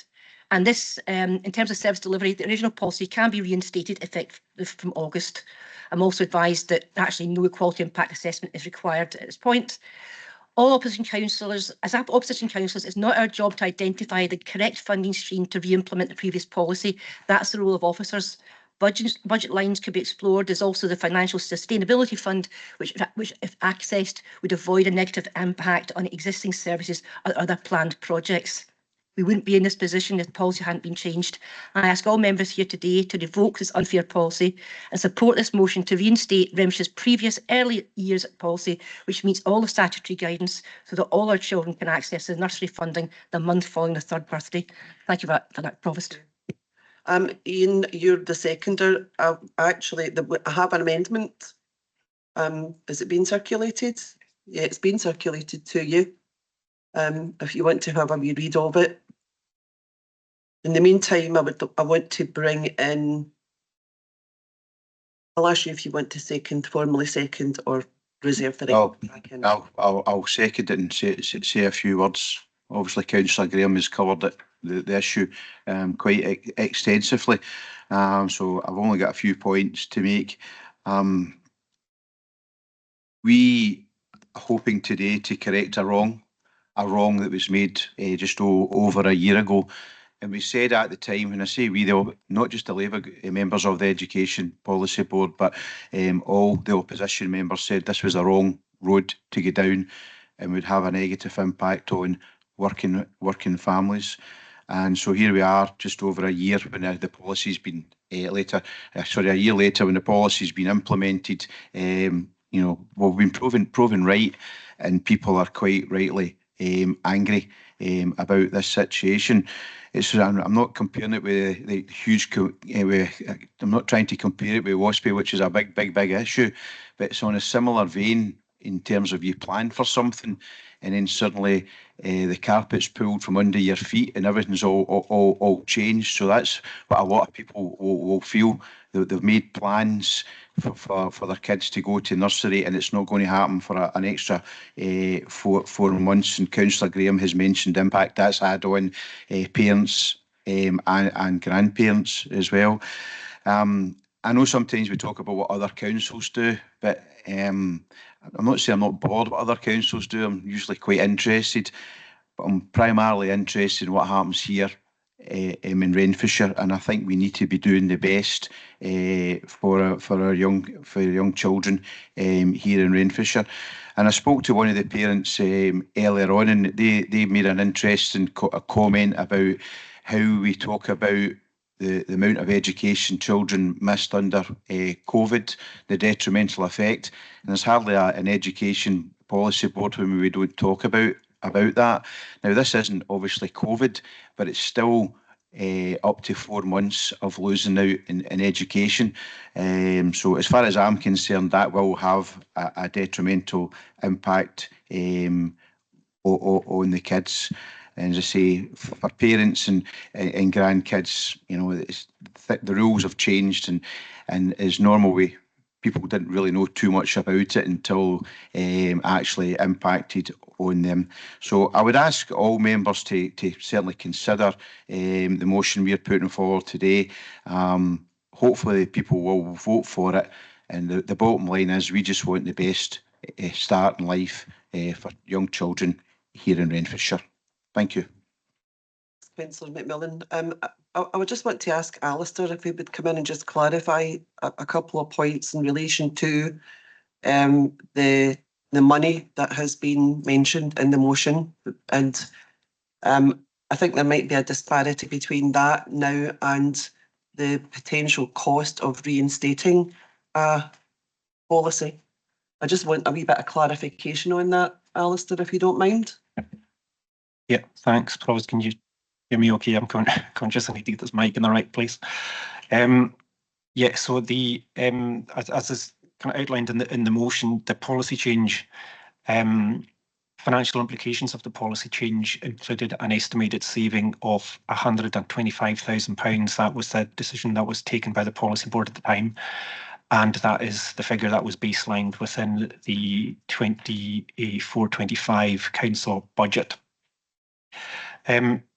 That over the course of the past number of weeks, that position has been clarified, and that original estimate has been proven to be an underestimate, and that is regrettable, and I take responsibility for that. The actual saving that has been generated, and you will see that coming through in the finance report to the Education Board, where there is an underspend coming through within the early learning service. The actual saving is estimated at about £400,000, not 125. So therefore, the cost of reverting back to the previous policy would be £400,000, and not a reversal of the 125,000. So in terms of should the council agree to revert to the previous policy, that would be actual costs that the council would be incurring that are £400,000 more than what it was incurring in the last financial year. That would my recommendation would be that would be need to be appropriately matched by a budget adjustment to reflect that increase in cost. So I just wanted to clarify that point in terms of that. I appreciate there has been a bit of confusion around the savings and costs involved. So I just wanted to try and make that position clear. If the policy position was to revert the previous policy, the budget adjustment that would be required would be £400,000, because that would match the additional cost that would actually be incurred. Hopefully that's helpful. Thanks, Alistair. Councillor Emma Rodden is the proposer of the amendments. Emma? Thanks, Provost. Our amendment is to delete all and replace with: Council reaffirms its commitment to delivering high quality early learning and childcare, recognising its role in improving outcomes for children and supporting working families. Council notes the decision taken at the Education and Children's Services Policy Board in March 2024, which aligned Renfrewshire with national eligibility legislation, with access provided from the term after a child's third birthday. Council acknowledges the impact this change may have had on some working families, coupled with our long-standing commitment to support those most in need and our targeted approach to providing support through our Fairer Renfrewshire programme of tackling and minimising poverty and supporting those in work who are in need of it. Council therefore agrees to extend the current eligibility criteria for funded 2-year-old placements and those in receipt of means-tested benefits from the month after their third birthday, rather than waiting until the following term, and instructs officers to bring a report to the next Education and Children's Services Policy Board, which will revise the existing early learning and childcare admission policy. I am proud to be a member of an administration who, in the face of budgetary challenges and difficult economic circumstances, remains steadfast in its commitment to support the most vulnerable members of our communities. This amendment seeks to acknowledge both our challenges and our ambitions. This SNP administration has an established track record through our Fairer Renfrewshire and other programmes of targeting the resources we have available to those most in need of them across Renfrewshire. If it is accepted, our amendment will facilitate the extension of early learning services to provide vital care and education funded for vulnerable 2- and 3-year-olds and for 3-year-olds whose families receive means-tested benefits from the month after their third birthday. I hope to be welcoming a report to the next Education and Children's Services Policy Board, which will revise the existing ELC admission policy and set out clearly how and when the extension will be implemented. I would urge everyone to support this amendment. Thanks, Councillor Rodden. Councillor Patterson. Formally second and reserve the right, Provost. Thanks, Councillor Patterson. Councillor Jamie Maguire. Thank you, Provost. I commend this motion brought forward by Councillor Graham. At the heart of this debate is a simple but powerful question. What kind of start in life do we believe children deserve? Early learning is more than preparation for school. It's where curiosity begins, where confidence is nurtured, where children take their first steps into a wider world. Every month of those early years matters. The experiences a child has between 2 and 5 can shape their entire life. To delay that, to deny them those opportunities, not because of readiness, but because of bureaucracy, it's not just short-sighted, it's unjust. When this council changed the policy last year, we didn't just move a date and a calendar. We pushed back the window of opportunity for hundreds of children. We created uncertainty for families across Renfrewshire, and we placed a financial burden on working parents who had every reason to expect support. All for £399,000, a figure that pales in comparison to the £700,000 underspent in early years education. We are told we must make difficult choices, but this isn't difficult. This is straightforward. If we believe that a child's future should not be shaped by the month they are born or by the constraints of a budget line, then we must act and support this motion. Because early years provision is not just an economic policy, it is a moral commitment. It reflects the value we place on childhood, on learning, and on equal opportunity. Let's be clear, we are not being asked to do something radical. We are being asked to restore a policy that worked, one that supported families, lifted barriers, and gave every child the best chance to thrive from the very moment they turn free. Let's choose fairness. Let's choose opportunity. Let's support this motion and do right by the youngest members of this community. Thank you. Thank you, Councillor Maguire.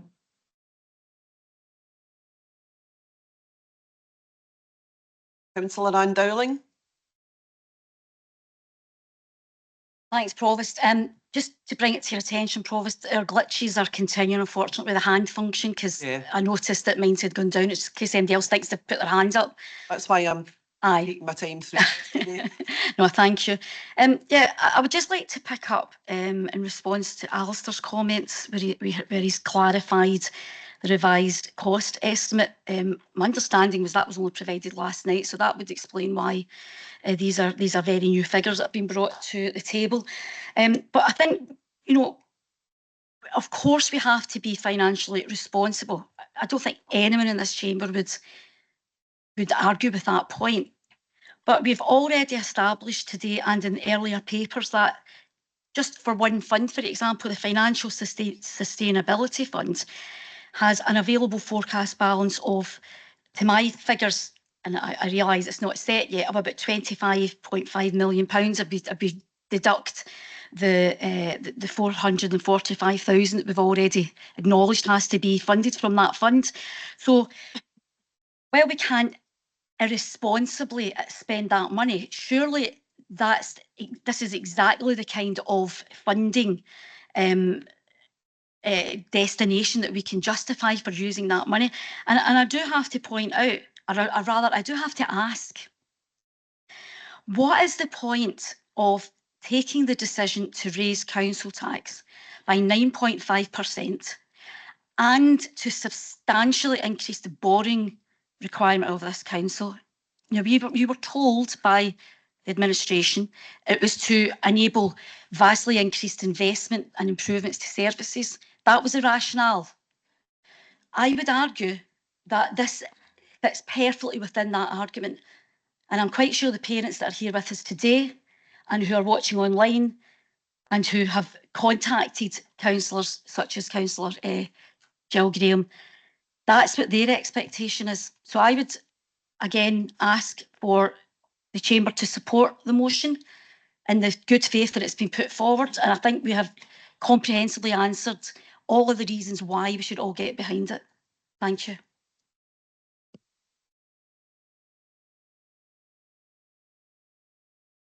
Thank you, Provost. I'd like to ask, please, for the Director to give us an indication of the cost of this amendment that's come forward today, please, if he's able to. At this point, no. We would need to look at the exact impact of that policy change and try to work through what that may mean in terms of the current and future cohorts of expected children as they work through in line with what that revised policy would look like. I don't have that information today.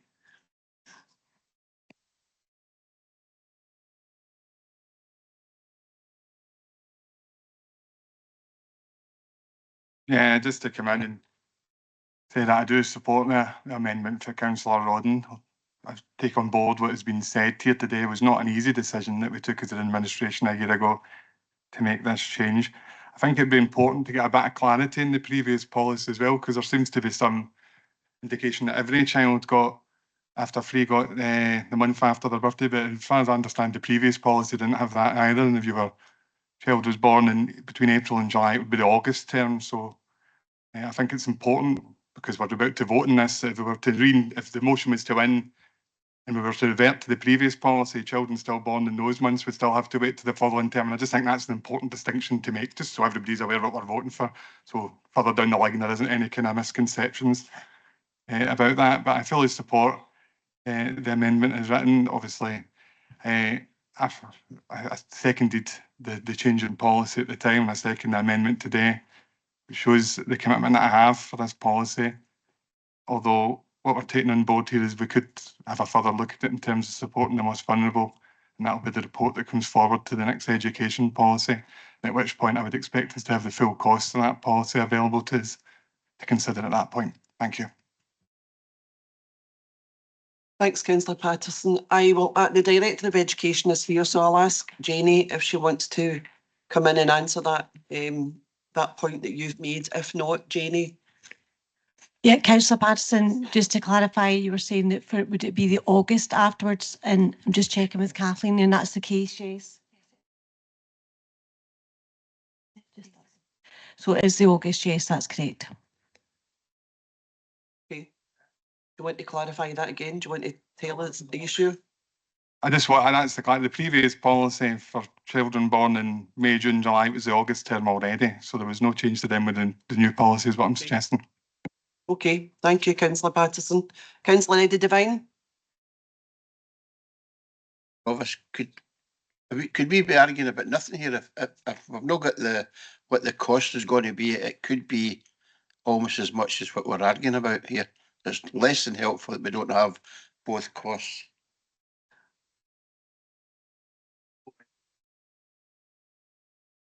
Well, we don't have a cost for the amendment, no.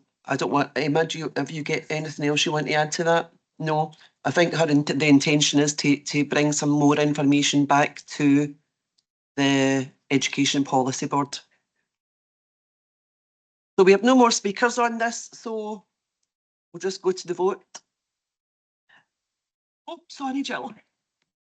I'll ask Councillor Graham to sum up. Thank you very much. I will keep it really short. So I'm not going to accept the amendment, especially when it's not costed. We do have a cost involved. It is much higher than we thought it was going to be. However, and just to pick up what you said, Councillor Patterson, yes, you're correct. It doesn't affect children who would be born in the summer, mainly because the nurses are shut. But there's a difference between, so it's a good point. I accept what you're saying. Not all of them, but some will be. But that's why that's why it happens that way.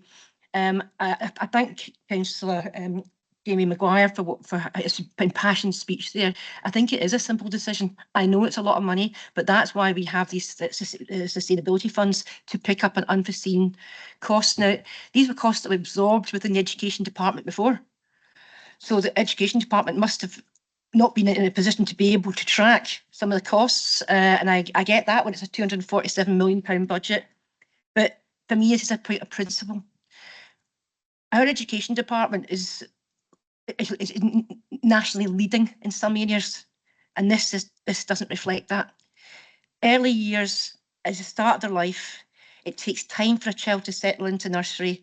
It takes time for them to socialise. They have to develop the numerical skills, the linguistic skills, the confidence, the coordination. All of this is in early years. We know that to give them the best start in life, the earliest opportunity, early years, is the most important thing.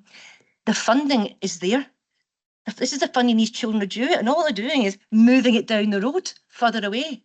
Now, the slightly complicated thing is if you move it down, that child may reach primary school age before they've actually fulfilled their 1140 hours that it's supposed to get. Now, that might happen anyway, just because of the calendar, when you're born in the calendar year. But it's actually making the likelihood of that child, of the child with working parents, getting their full entitlement less. They're much less likely to get that full entitlement. So where does that money go? Into the coffers of the council. And it's the children's money. I'm going to leave it at that because I think that's probably the best way to sum it up. We feel very passionate about it. It's the unfairness of this. And yes, some parents and families are being looked after, but it's the working parents that have fallen through the net, and it's unfair. Thank you very much, Provost. Perhaps it could have been avoided if it was included in the budgets. I'll leave my opinion there. So we're going to go to the vote. Thank you, Provost. It's a roll call vote. We have a motion by Councillor Gillian Graham, seconded by Councillor McMillan, with an amendment by Councillor Rodden, seconded by Councillor Patterson. Can members confirm whether they are voting for Councillor Gillian Graham's motion or Councillor Rodden's amendment? Councillor Adam. Amendment. Councillor Airlie Nicholson. Amendment. Councillor Ann-Dowling. Motion. Councillor Burns. Amendment. Councillor Jacqueline Cameron.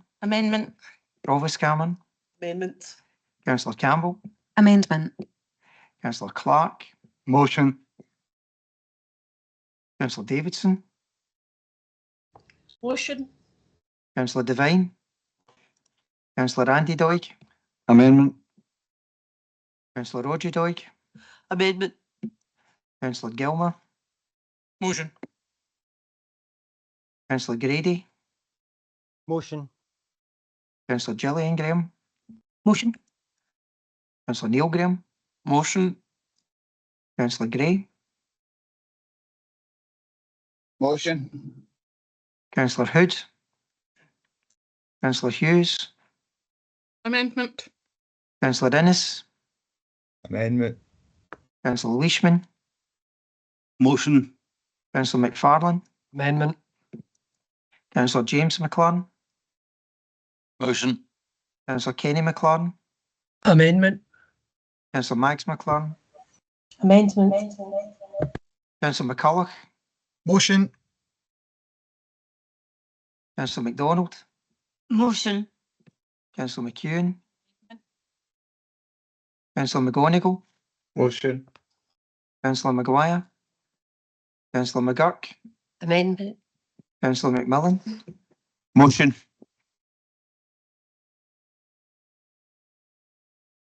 Councillor McNaughton, Amendment. Councillor Montgomery, Councillor Mullen, Councillor Milet, Motion. Councillor Nicholson, Councillor Patterson, Amendment. Councillor Rodden, Amendment. Councillor Shaw, Amendment. Councillor Smith, Motion. Councillor Steele, Councillor Hannigan has voted for the motion. With 22 for the motion, 21 for the amendment, the motion is carried.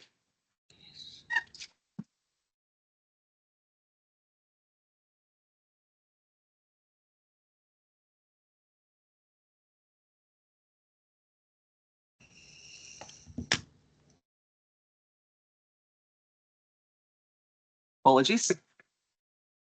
Item 8. The motion 8, Councillor Lisa Marie Hughes and Michelle Campbell.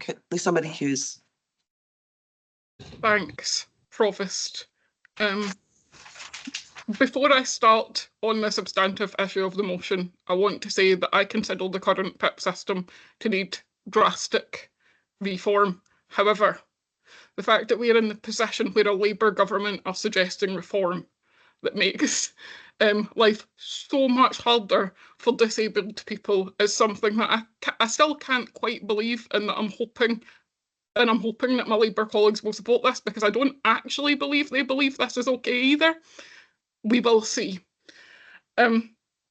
So the current system for PIP requires that you get up to between 8 and 11 points, means that you get moderate rate PIP for the daily living element. And to get the enhanced rate, you have to get above 12 points.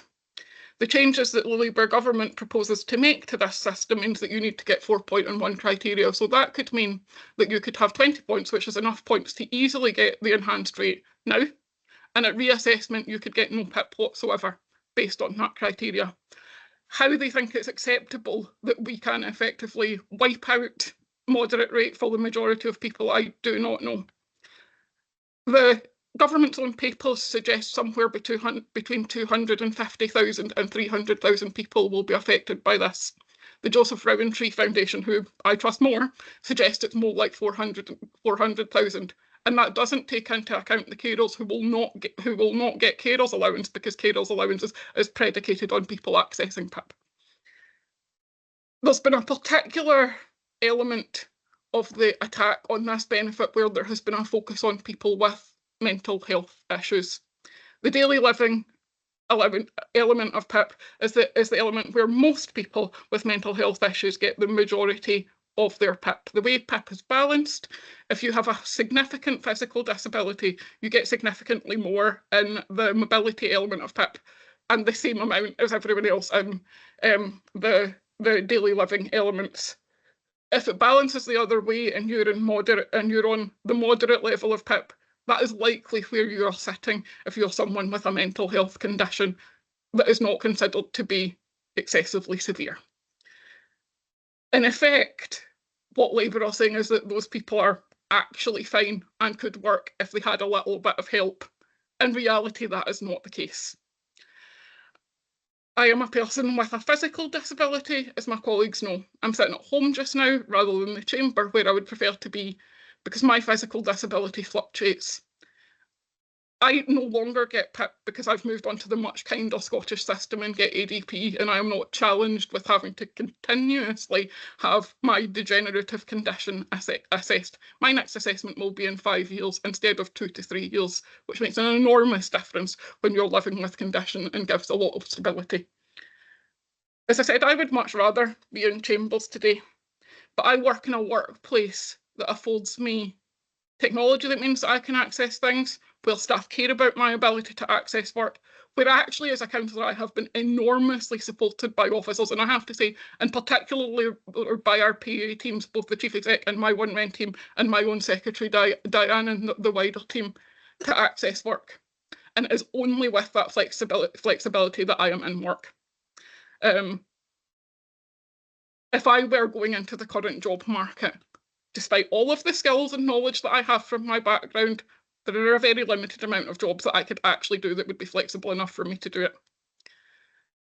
Even coming into our workplace, the council where I am fully supported, I've experienced discrimination, and that discrimination has actually been from colleagues, not from officers who do whatever they can to help me. I have had colleagues make jokes about people not being in chamber, as if attending here and speaking through Teams is any less effort and any less of a contribution than sitting in a room. My preference would be to be sitting in the room, as I think most of my colleagues know, but I cannot do it.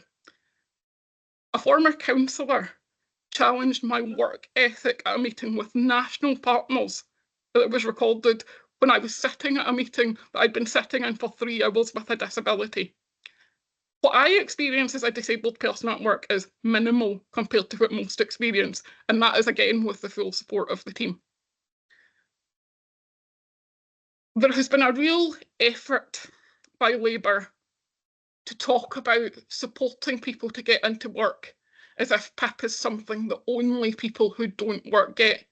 Let me make clear, those people who don't work still have increased costs because of their disabilities and should continue to get these increased costs. I would love to not be spending twice what other people spend on my heating bill because I can't control, because my body can't control my temperature. That would be delightful, but it's not the situation I live in. People who have to charge devices for their health would love to not have increased electricity bills. People would love to be able to chop vegetables by themselves. People would love not to be able to have people to come into their houses to help them clean. These are not things we want to have to do. They are interventions we have to make. And while PIP is flawed, it at least recognises that. When we are looking at people accessing work, 17% of people in PIP are at work. Before I transferred to the Scottish system, I was one of those people. If you take away that money, and you will be taking away that money because most of those people are on that standard rate benefit, you will be stopping people going to work. It does not help. I've seen the Labour amendment, which if it's an addition I may consider, but if it's a complete amendment, it is gaslighting bullshit, and I will not be accepting it. Nowhere in that green paper does it address things like what access to work is actually like. I went through the access to work process for the first time when I became a councillor. It's completely rigid.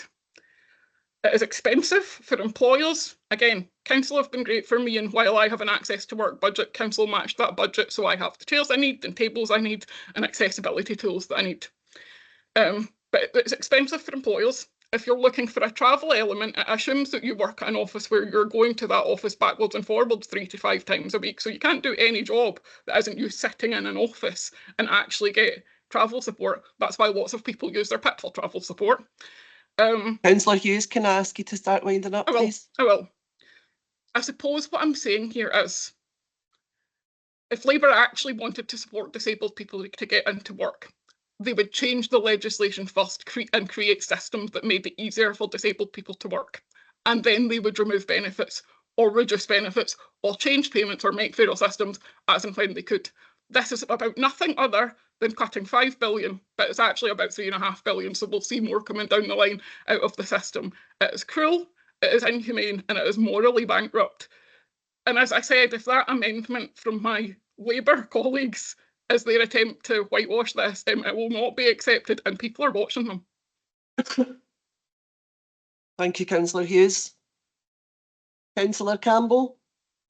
Thank you, Provost. I formally second and reserve the right to come back in. Thank you. Okay, thank you. So we do have an amendment from Councillor Ian McMillan and Councillor Graham Clark. Councillor McMillan. Thanks very much, Provost, and thanks very much for Lisa Marie's Hughes' impassioned comments on our motion. I don't think there's too much we can disagree with her on that. For the Labour group, this is a very, very difficult motion, and we have thought long and hard about it and discussed it.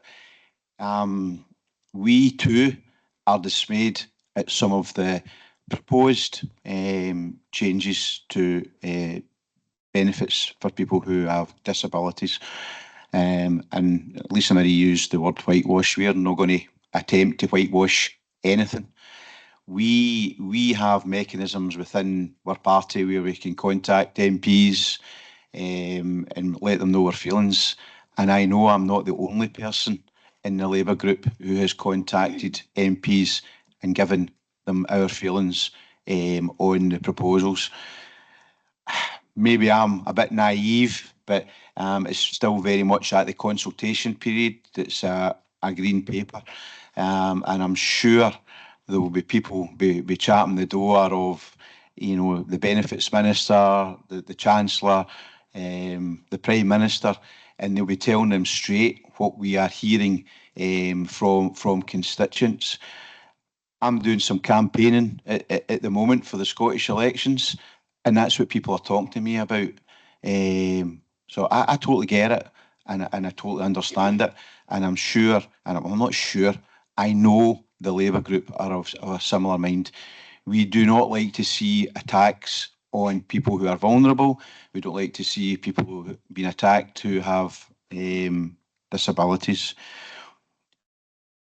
Listen, it was very difficult for us when we looked at your motion. One, it is attacking our party, and it is difficult to attack your own party. Also, your paragraph about commends the Scottish Government. Now, listen, I understand the adult disability payment is probably a bit fairer, but at the moment it's very, very long waiting times for applications for adult disability payments. I think they've been up twice in the period it was waiting time as it was before. So you don't get a great track record yourself when it comes to these things getting processed. One thing I do appreciate in the Green Paper is that some people will have an assessment and will never have to be assessed again. And having worked in the Social Security Office myself, I know how stressing that can be when people quite clearly cannot work, and every year they have to go through the same rigmarole again. Very stressful for them and stressful for their family. So if there's one good thing in the Green Paper, that's it. And also, I do think it's a bit rich coming from the SNP when we are currently going through a process through the IGB, which will mean services cut to people who are disabled. Now, it might not be the benefits that are getting cut, but a lot of the services will be cut. Simple as that. So there is kind of mixed messages coming from yourselves, and I understand the politics of it as well. We're in the run up to a Scottish election, so it's, you know, it's hard to resist to have a go at the government down in London. But I can assure you, we are practically on your side in terms of agreed with you. It's just the wording of your motion. We just couldn't accept, first of all, the total condemnation of our government, and also the commending of the Scottish Government, which you would say I don't think is completely clean when it comes to these kind of issues as well. So I'm going to move the amendment, but as I say, we get where you're coming from. Thank you. Could you just clarify for Councillor Lisa Marie Hughes about the amendment, whether it's an addition or an amendment? Simply because of the paragraph, Renfrewshire Council commends the SNP government, it would have to be an amendment. If that was taken out in any way, then that it might be a different story, but that might... It's fine. It was just so that she's aware of what she's dealing with.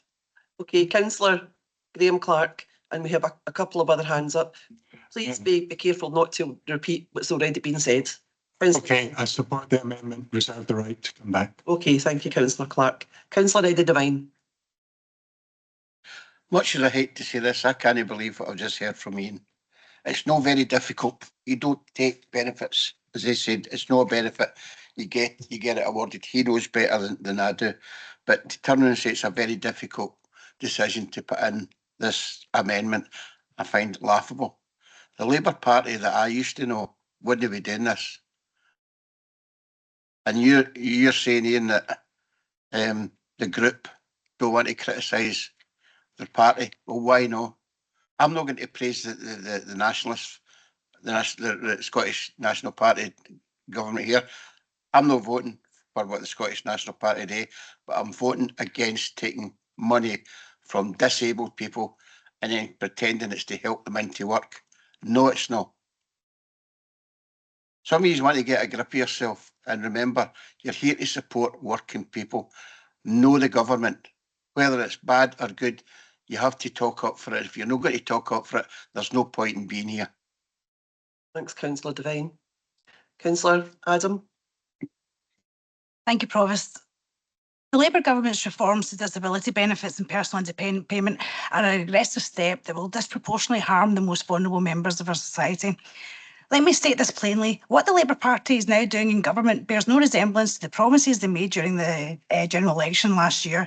They said there would be no austerity. They said there would be fairness and compassion at the heart of government. But what we're seeing now is the exact opposite. The largest and most brutal assault on welfare state in over a generation. And who will pay? Who will pay the price? Not the wealthy, not the powerful, but our most vulnerable, disabled people, carers, elderly and low-income families. Rachel Reeves' reform to DLA and PIP is nothing more short of deplorable. Disabled people who rely on the support, not for luxuries, but for basic necessities of life, care, mobility, independence and dignity. Reeves is gutting essential benefits and exposing thousands to poverty, stress and deprivation. We already know that 4.7 million disabled individuals live in poverty across the UK. We also know that families with a disabled member are already twice as likely to live in poverty. Removing benefits only deepens that injustice. Worse still, disability benefits awards act as a marker of need. For local authorities and NHS, experts warn that if people lose their personal independent payment, they will become effectively invisible to support services, making it nigh on impossible to access help. It would affect their priority in housing lists. As a result, they face a higher risk of homelessness, removal of their mobility car and blue badge, leading to greater isolation and loneliness, all while taking on the human toll on the ones that are least equipped to shoulder such a financial loss.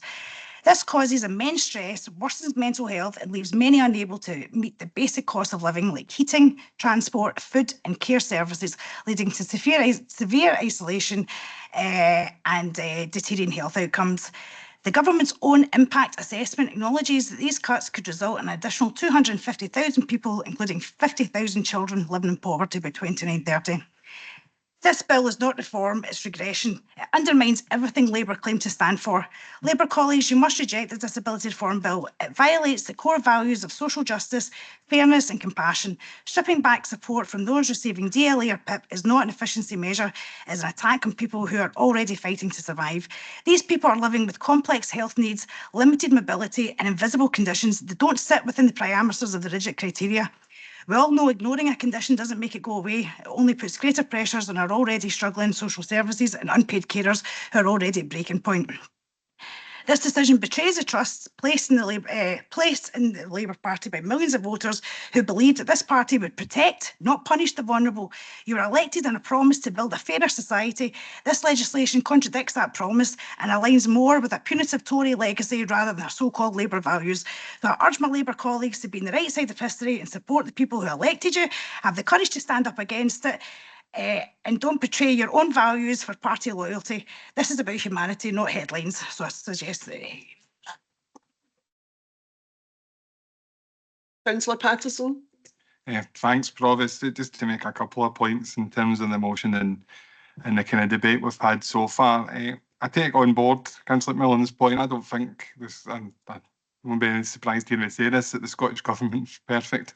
And I don't think Social Security Scotland is perfect either. I'm aware of the waiting times. I support many people to apply for those benefits.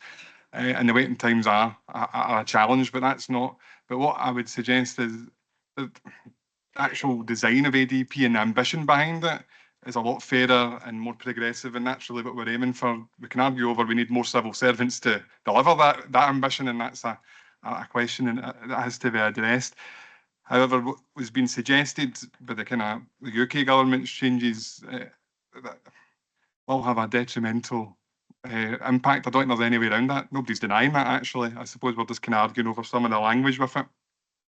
The big concern I have is then obviously the knock-on effect and the Barnett consequentials for their social security payments, and we may have to take maybe similar decisions or different. I'm not sure what we'll have to do off the back of this. I'm pretty sure it'll be on leaflets and decrying the SNP government for making cuts and reductions to benefits, even though it's not totally within our gift. I mean, the choices have to be made, obviously, with to kind of address that point. I think what we're seeing here is a symptom and something I feel quite strongly about. I'm going to go a wee bit off piste here. Large majority governments are never good. I don't care what party you're in. Large majority governments are never good because you can't be held to account for your own party within because there's just too many. I'm no doubt there'll be 30, 40 Labour MPs that will go against this, and good for them. I've been really impressed with MP Brian Leishman and his kind of work in Grangemouth and stuff like that. I think the parties, they're good folk doing good work, but they'll be drowned out by another 300 people who just do as they're told, essentially. So you don't get held, and that's true of any party, by the way. That's not a point of the Labour, but that's point. Majority governments, when it's got one or two, I probably work when you've got hundreds of votes in the bag already. I would even question if every MP that votes in this will read it in full, or will just vote how they're told. I've seen how the House of Commons works at times, and it can be quite frightening, the kind of decisions that are being taken by people you probably are fairly certain aren't in receipt of all the facts, and that's not direct dig at any one particular MP. That's just a culture thing at Westminster, I found. So these are the kind of things that concern me a wee bit. The impact will be felt in, I suppose, England and Wales first of all, and then when the Barnett consequentials find them through Scotland, they'll be felt in Scotland as well. And it will be a backward step in terms of the support that we do offer some of the most vulnerable in the society. Thanks. Thanks, Councillor Patterson. Councillor Andy Steele. Yes, I'm going to be very brief because my annoying colleague has just basically delivered what I was going to say, so not much sense in repeating it. Cheers, Jim. I've got like one thing left not crossed out, and that is, like Councillor Patterson, I don't doubt the passion and belief my friends and colleagues over there in the Labour seats for a minute. I really don't doubt it. The problem is, it's not working. That's the problem we've got. When you go to talk to your MPs, it's not getting through. If you're talking to them, they're not listening. And that is the problem. And then I was going to go on to make all the points he was making. Baby me to it. Thanks, Councillor Steele. Councillor Kenny McLaren. Thank you, Provost. First of all, I'd like to commend Councillor Hughes for her heartfelt speech. What she said was amazing. It was great. And I think it really drives home the issue that we're facing. This is yet another attack on the poorest and most vulnerable in society. It's become the trademark of an uncaring capitalist Labour Party. So far, Labour has voted to keep the two-child benefit cap. They've removed winter fuel allowance from hundreds of thousands of pensioners, including 28,000 pensioners in Renfrewshire. And now this attack on PIP is despicable. In comparison, Labour are cutting back on the tax take that we're getting from non-DOMs. They're now talking about removing some of the tax they were targeting at the largest companies in the UK. Labour are no change from the Tory party. It's as simple as that. There is no Labour Party. They promised no change. They should drop from what they're doing now. Thank you. Thank you, Councillor McLaren. Okay, Councillor Clark, did you want to come in? There's no other hands up yet, so if you want to speak, you're welcome. Thank you, Provost. Just to come back to Councillor Devine, who betrayed the voters and left the Labour Party. If he'd remained in it, perhaps he could be part of the decision-making process, and to completely misinterpret what we said was just unforgivable. I think that we share the same passion to care for people in need and in poverty and in disability. We are also really perturbed by what's been decided at Westminster. It's not fully decided yet. We hope that it won't be decided, but we want to see that change. We would have supported fully what you were proposing this morning if the wording had been slightly different. And I just want to say that again, we would have supported fully what you said. And that is not a whitewash. That is where our heart is and where our concern is at this time. So whatever the decision is this morning in terms of this, we don't want to politicize it. We shouldn't weaponize the disabled for political purposes. We need to be careful in how we speak about these things with concern and compassion and care. Thank you, Councillor. Councillor Campbell. Thank you, Provost. Councillor Hughes to sum up. Thank you very much. It's not so much weaponising as much as taking absolute aim and fire on the most vulnerable in our society, to be absolutely frank. I've said it in this meeting before and I'll say it again. This is once again a demonstration of it doesn't matter what colour of party sits in government. The Westminster system is set up so that the House will always win. Greed, culture, language, it all matters. I've said it previously today already, but that leads to the tail wagging the dog, because that's the interest. It is each of those departments, and the inflexibility that is wielded demonstrates once again why Scottish independence needs to be revisited to make it undeniable, and we'll bring everyone along with us this time. When it comes to policy decision making, things like the two-child cap, Brexit, the impact of national insurance, these benefit cuts, these are just a couple off the top of my head, just while we've been sitting here having this discussion, are all absolutely irrehensible and should be reversed. And Scotland's voice and the way that we have made as a nation, our views very clear on this, and the impacts it has. The Scottish Government is not there to be a mitigation to national UK decision making. We are part of this union, even though that is not my choice. Where is the accountability on the system? There have been headlines saying about the increased anxiety for Labour MPs around this quandary that they're faced with as an issue. For me, I'm more concerned about the anxiety this is having for the people that we should be protecting. There are many, many charities that have been very vocal on this, and I ask for them to continue with that level of persistence to help try and see sense.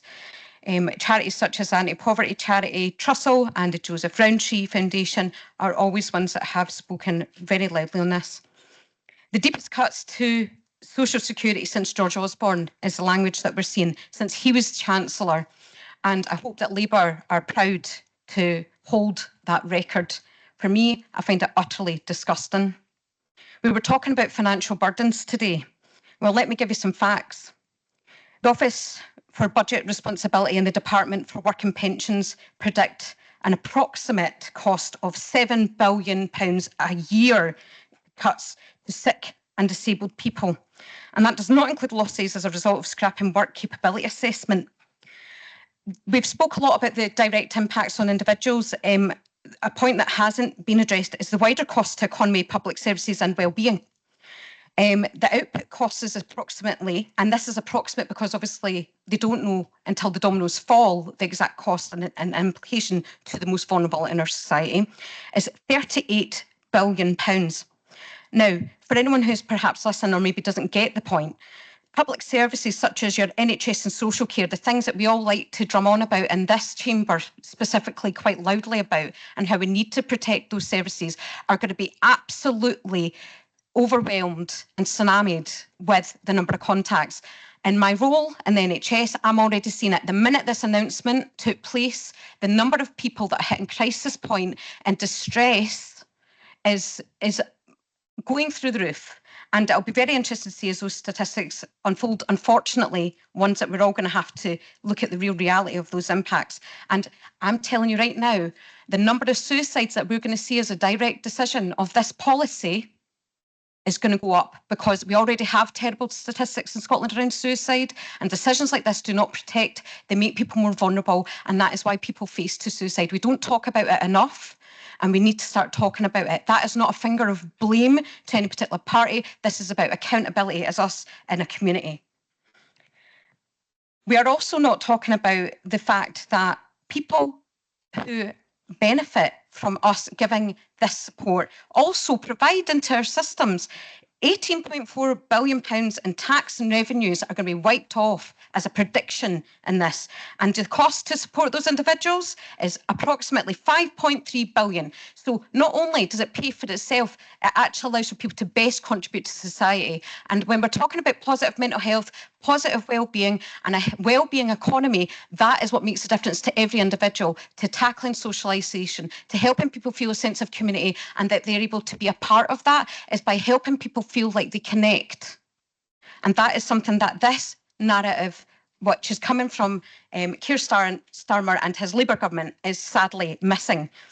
I commend the optimism that the Labour group have about having forums to be able to make their voice known. However, we have seen on more than one occasion that Scotland's told to sit down and eat our cereal. I'm not having it anymore. I will sum up. Thank you very much, Provost. One other point I just want to make is this is a dangerous narrative for us to be going down. The actions are dangerous, but the narrative is as well, because this views narrative against equality characteristics rather than focusing on the top 1%. This is filling and securing the pockets of the top 1% rather than protecting the bottom 1% who need it the most. Thank you, Provost. Thanks, Councillor Campbell. Councillor Lisa Marie Hughes, would you like to sum up, please? Then we'll go to the vote.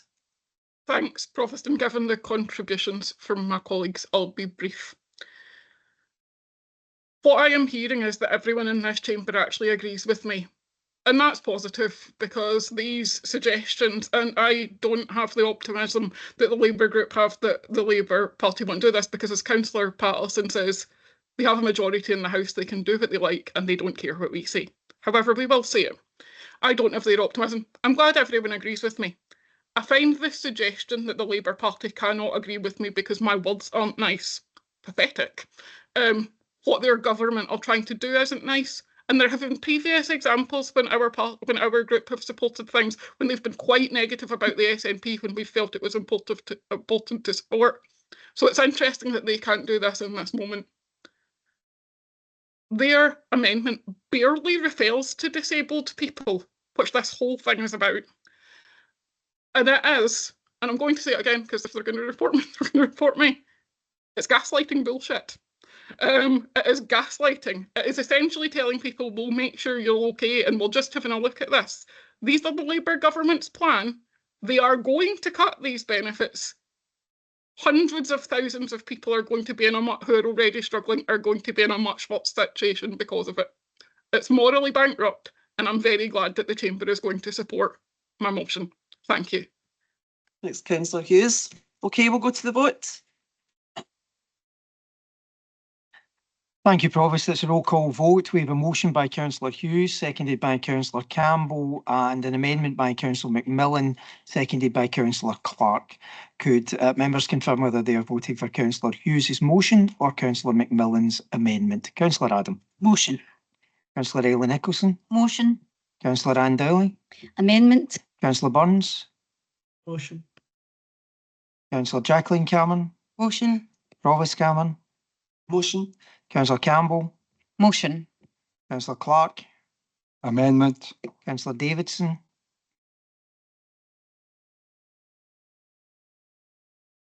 Councillor Davidson, Come back to her. Councillor Devine, Councillor Andy Doig, Motion. Councillor Roger Doig, Motion. Councillor Gilmour, Councillor Grady, Amendment. Councillor Gillian Graham, Amendment. Councillor Neil Graham, Abstain. Councillor Gray, Amendment. Councillor Hood, Councillor Hughes, Motion. Councillor Innes, Motion. Councillor Leishman, Amendment. Councillor McFarlane, Motion. Councillor James McLaren, Abstain. Councillor Kenny McLaren, Motion. Councillor Mags McLaren, Motion. Councillor McCulloch, Abstain. Councillor MacDonald, Amendment. Councillor McEwen, Motion. Councillor McGonigal, Abstain. Councillor Maguire, Councillor McGurk, Motion. Councillor McMillan, Amendment.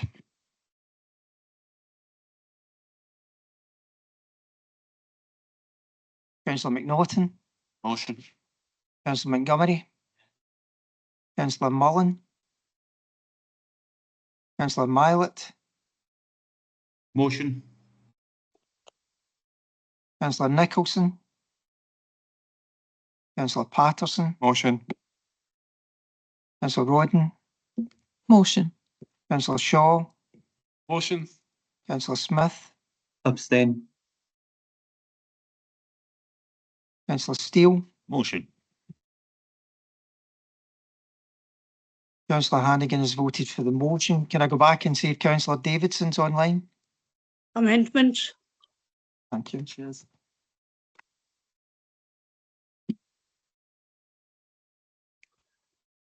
I've 25 for the motion, 5 abstentions, 13 for the amendment. The motion is carried. Okay, thank you. That brings us on to. I was going to do it after this one. I don't think we'll be long in this motion. Okay. Okay, we'll have a 10-minute break now. 10 minutes. Please be back promptly.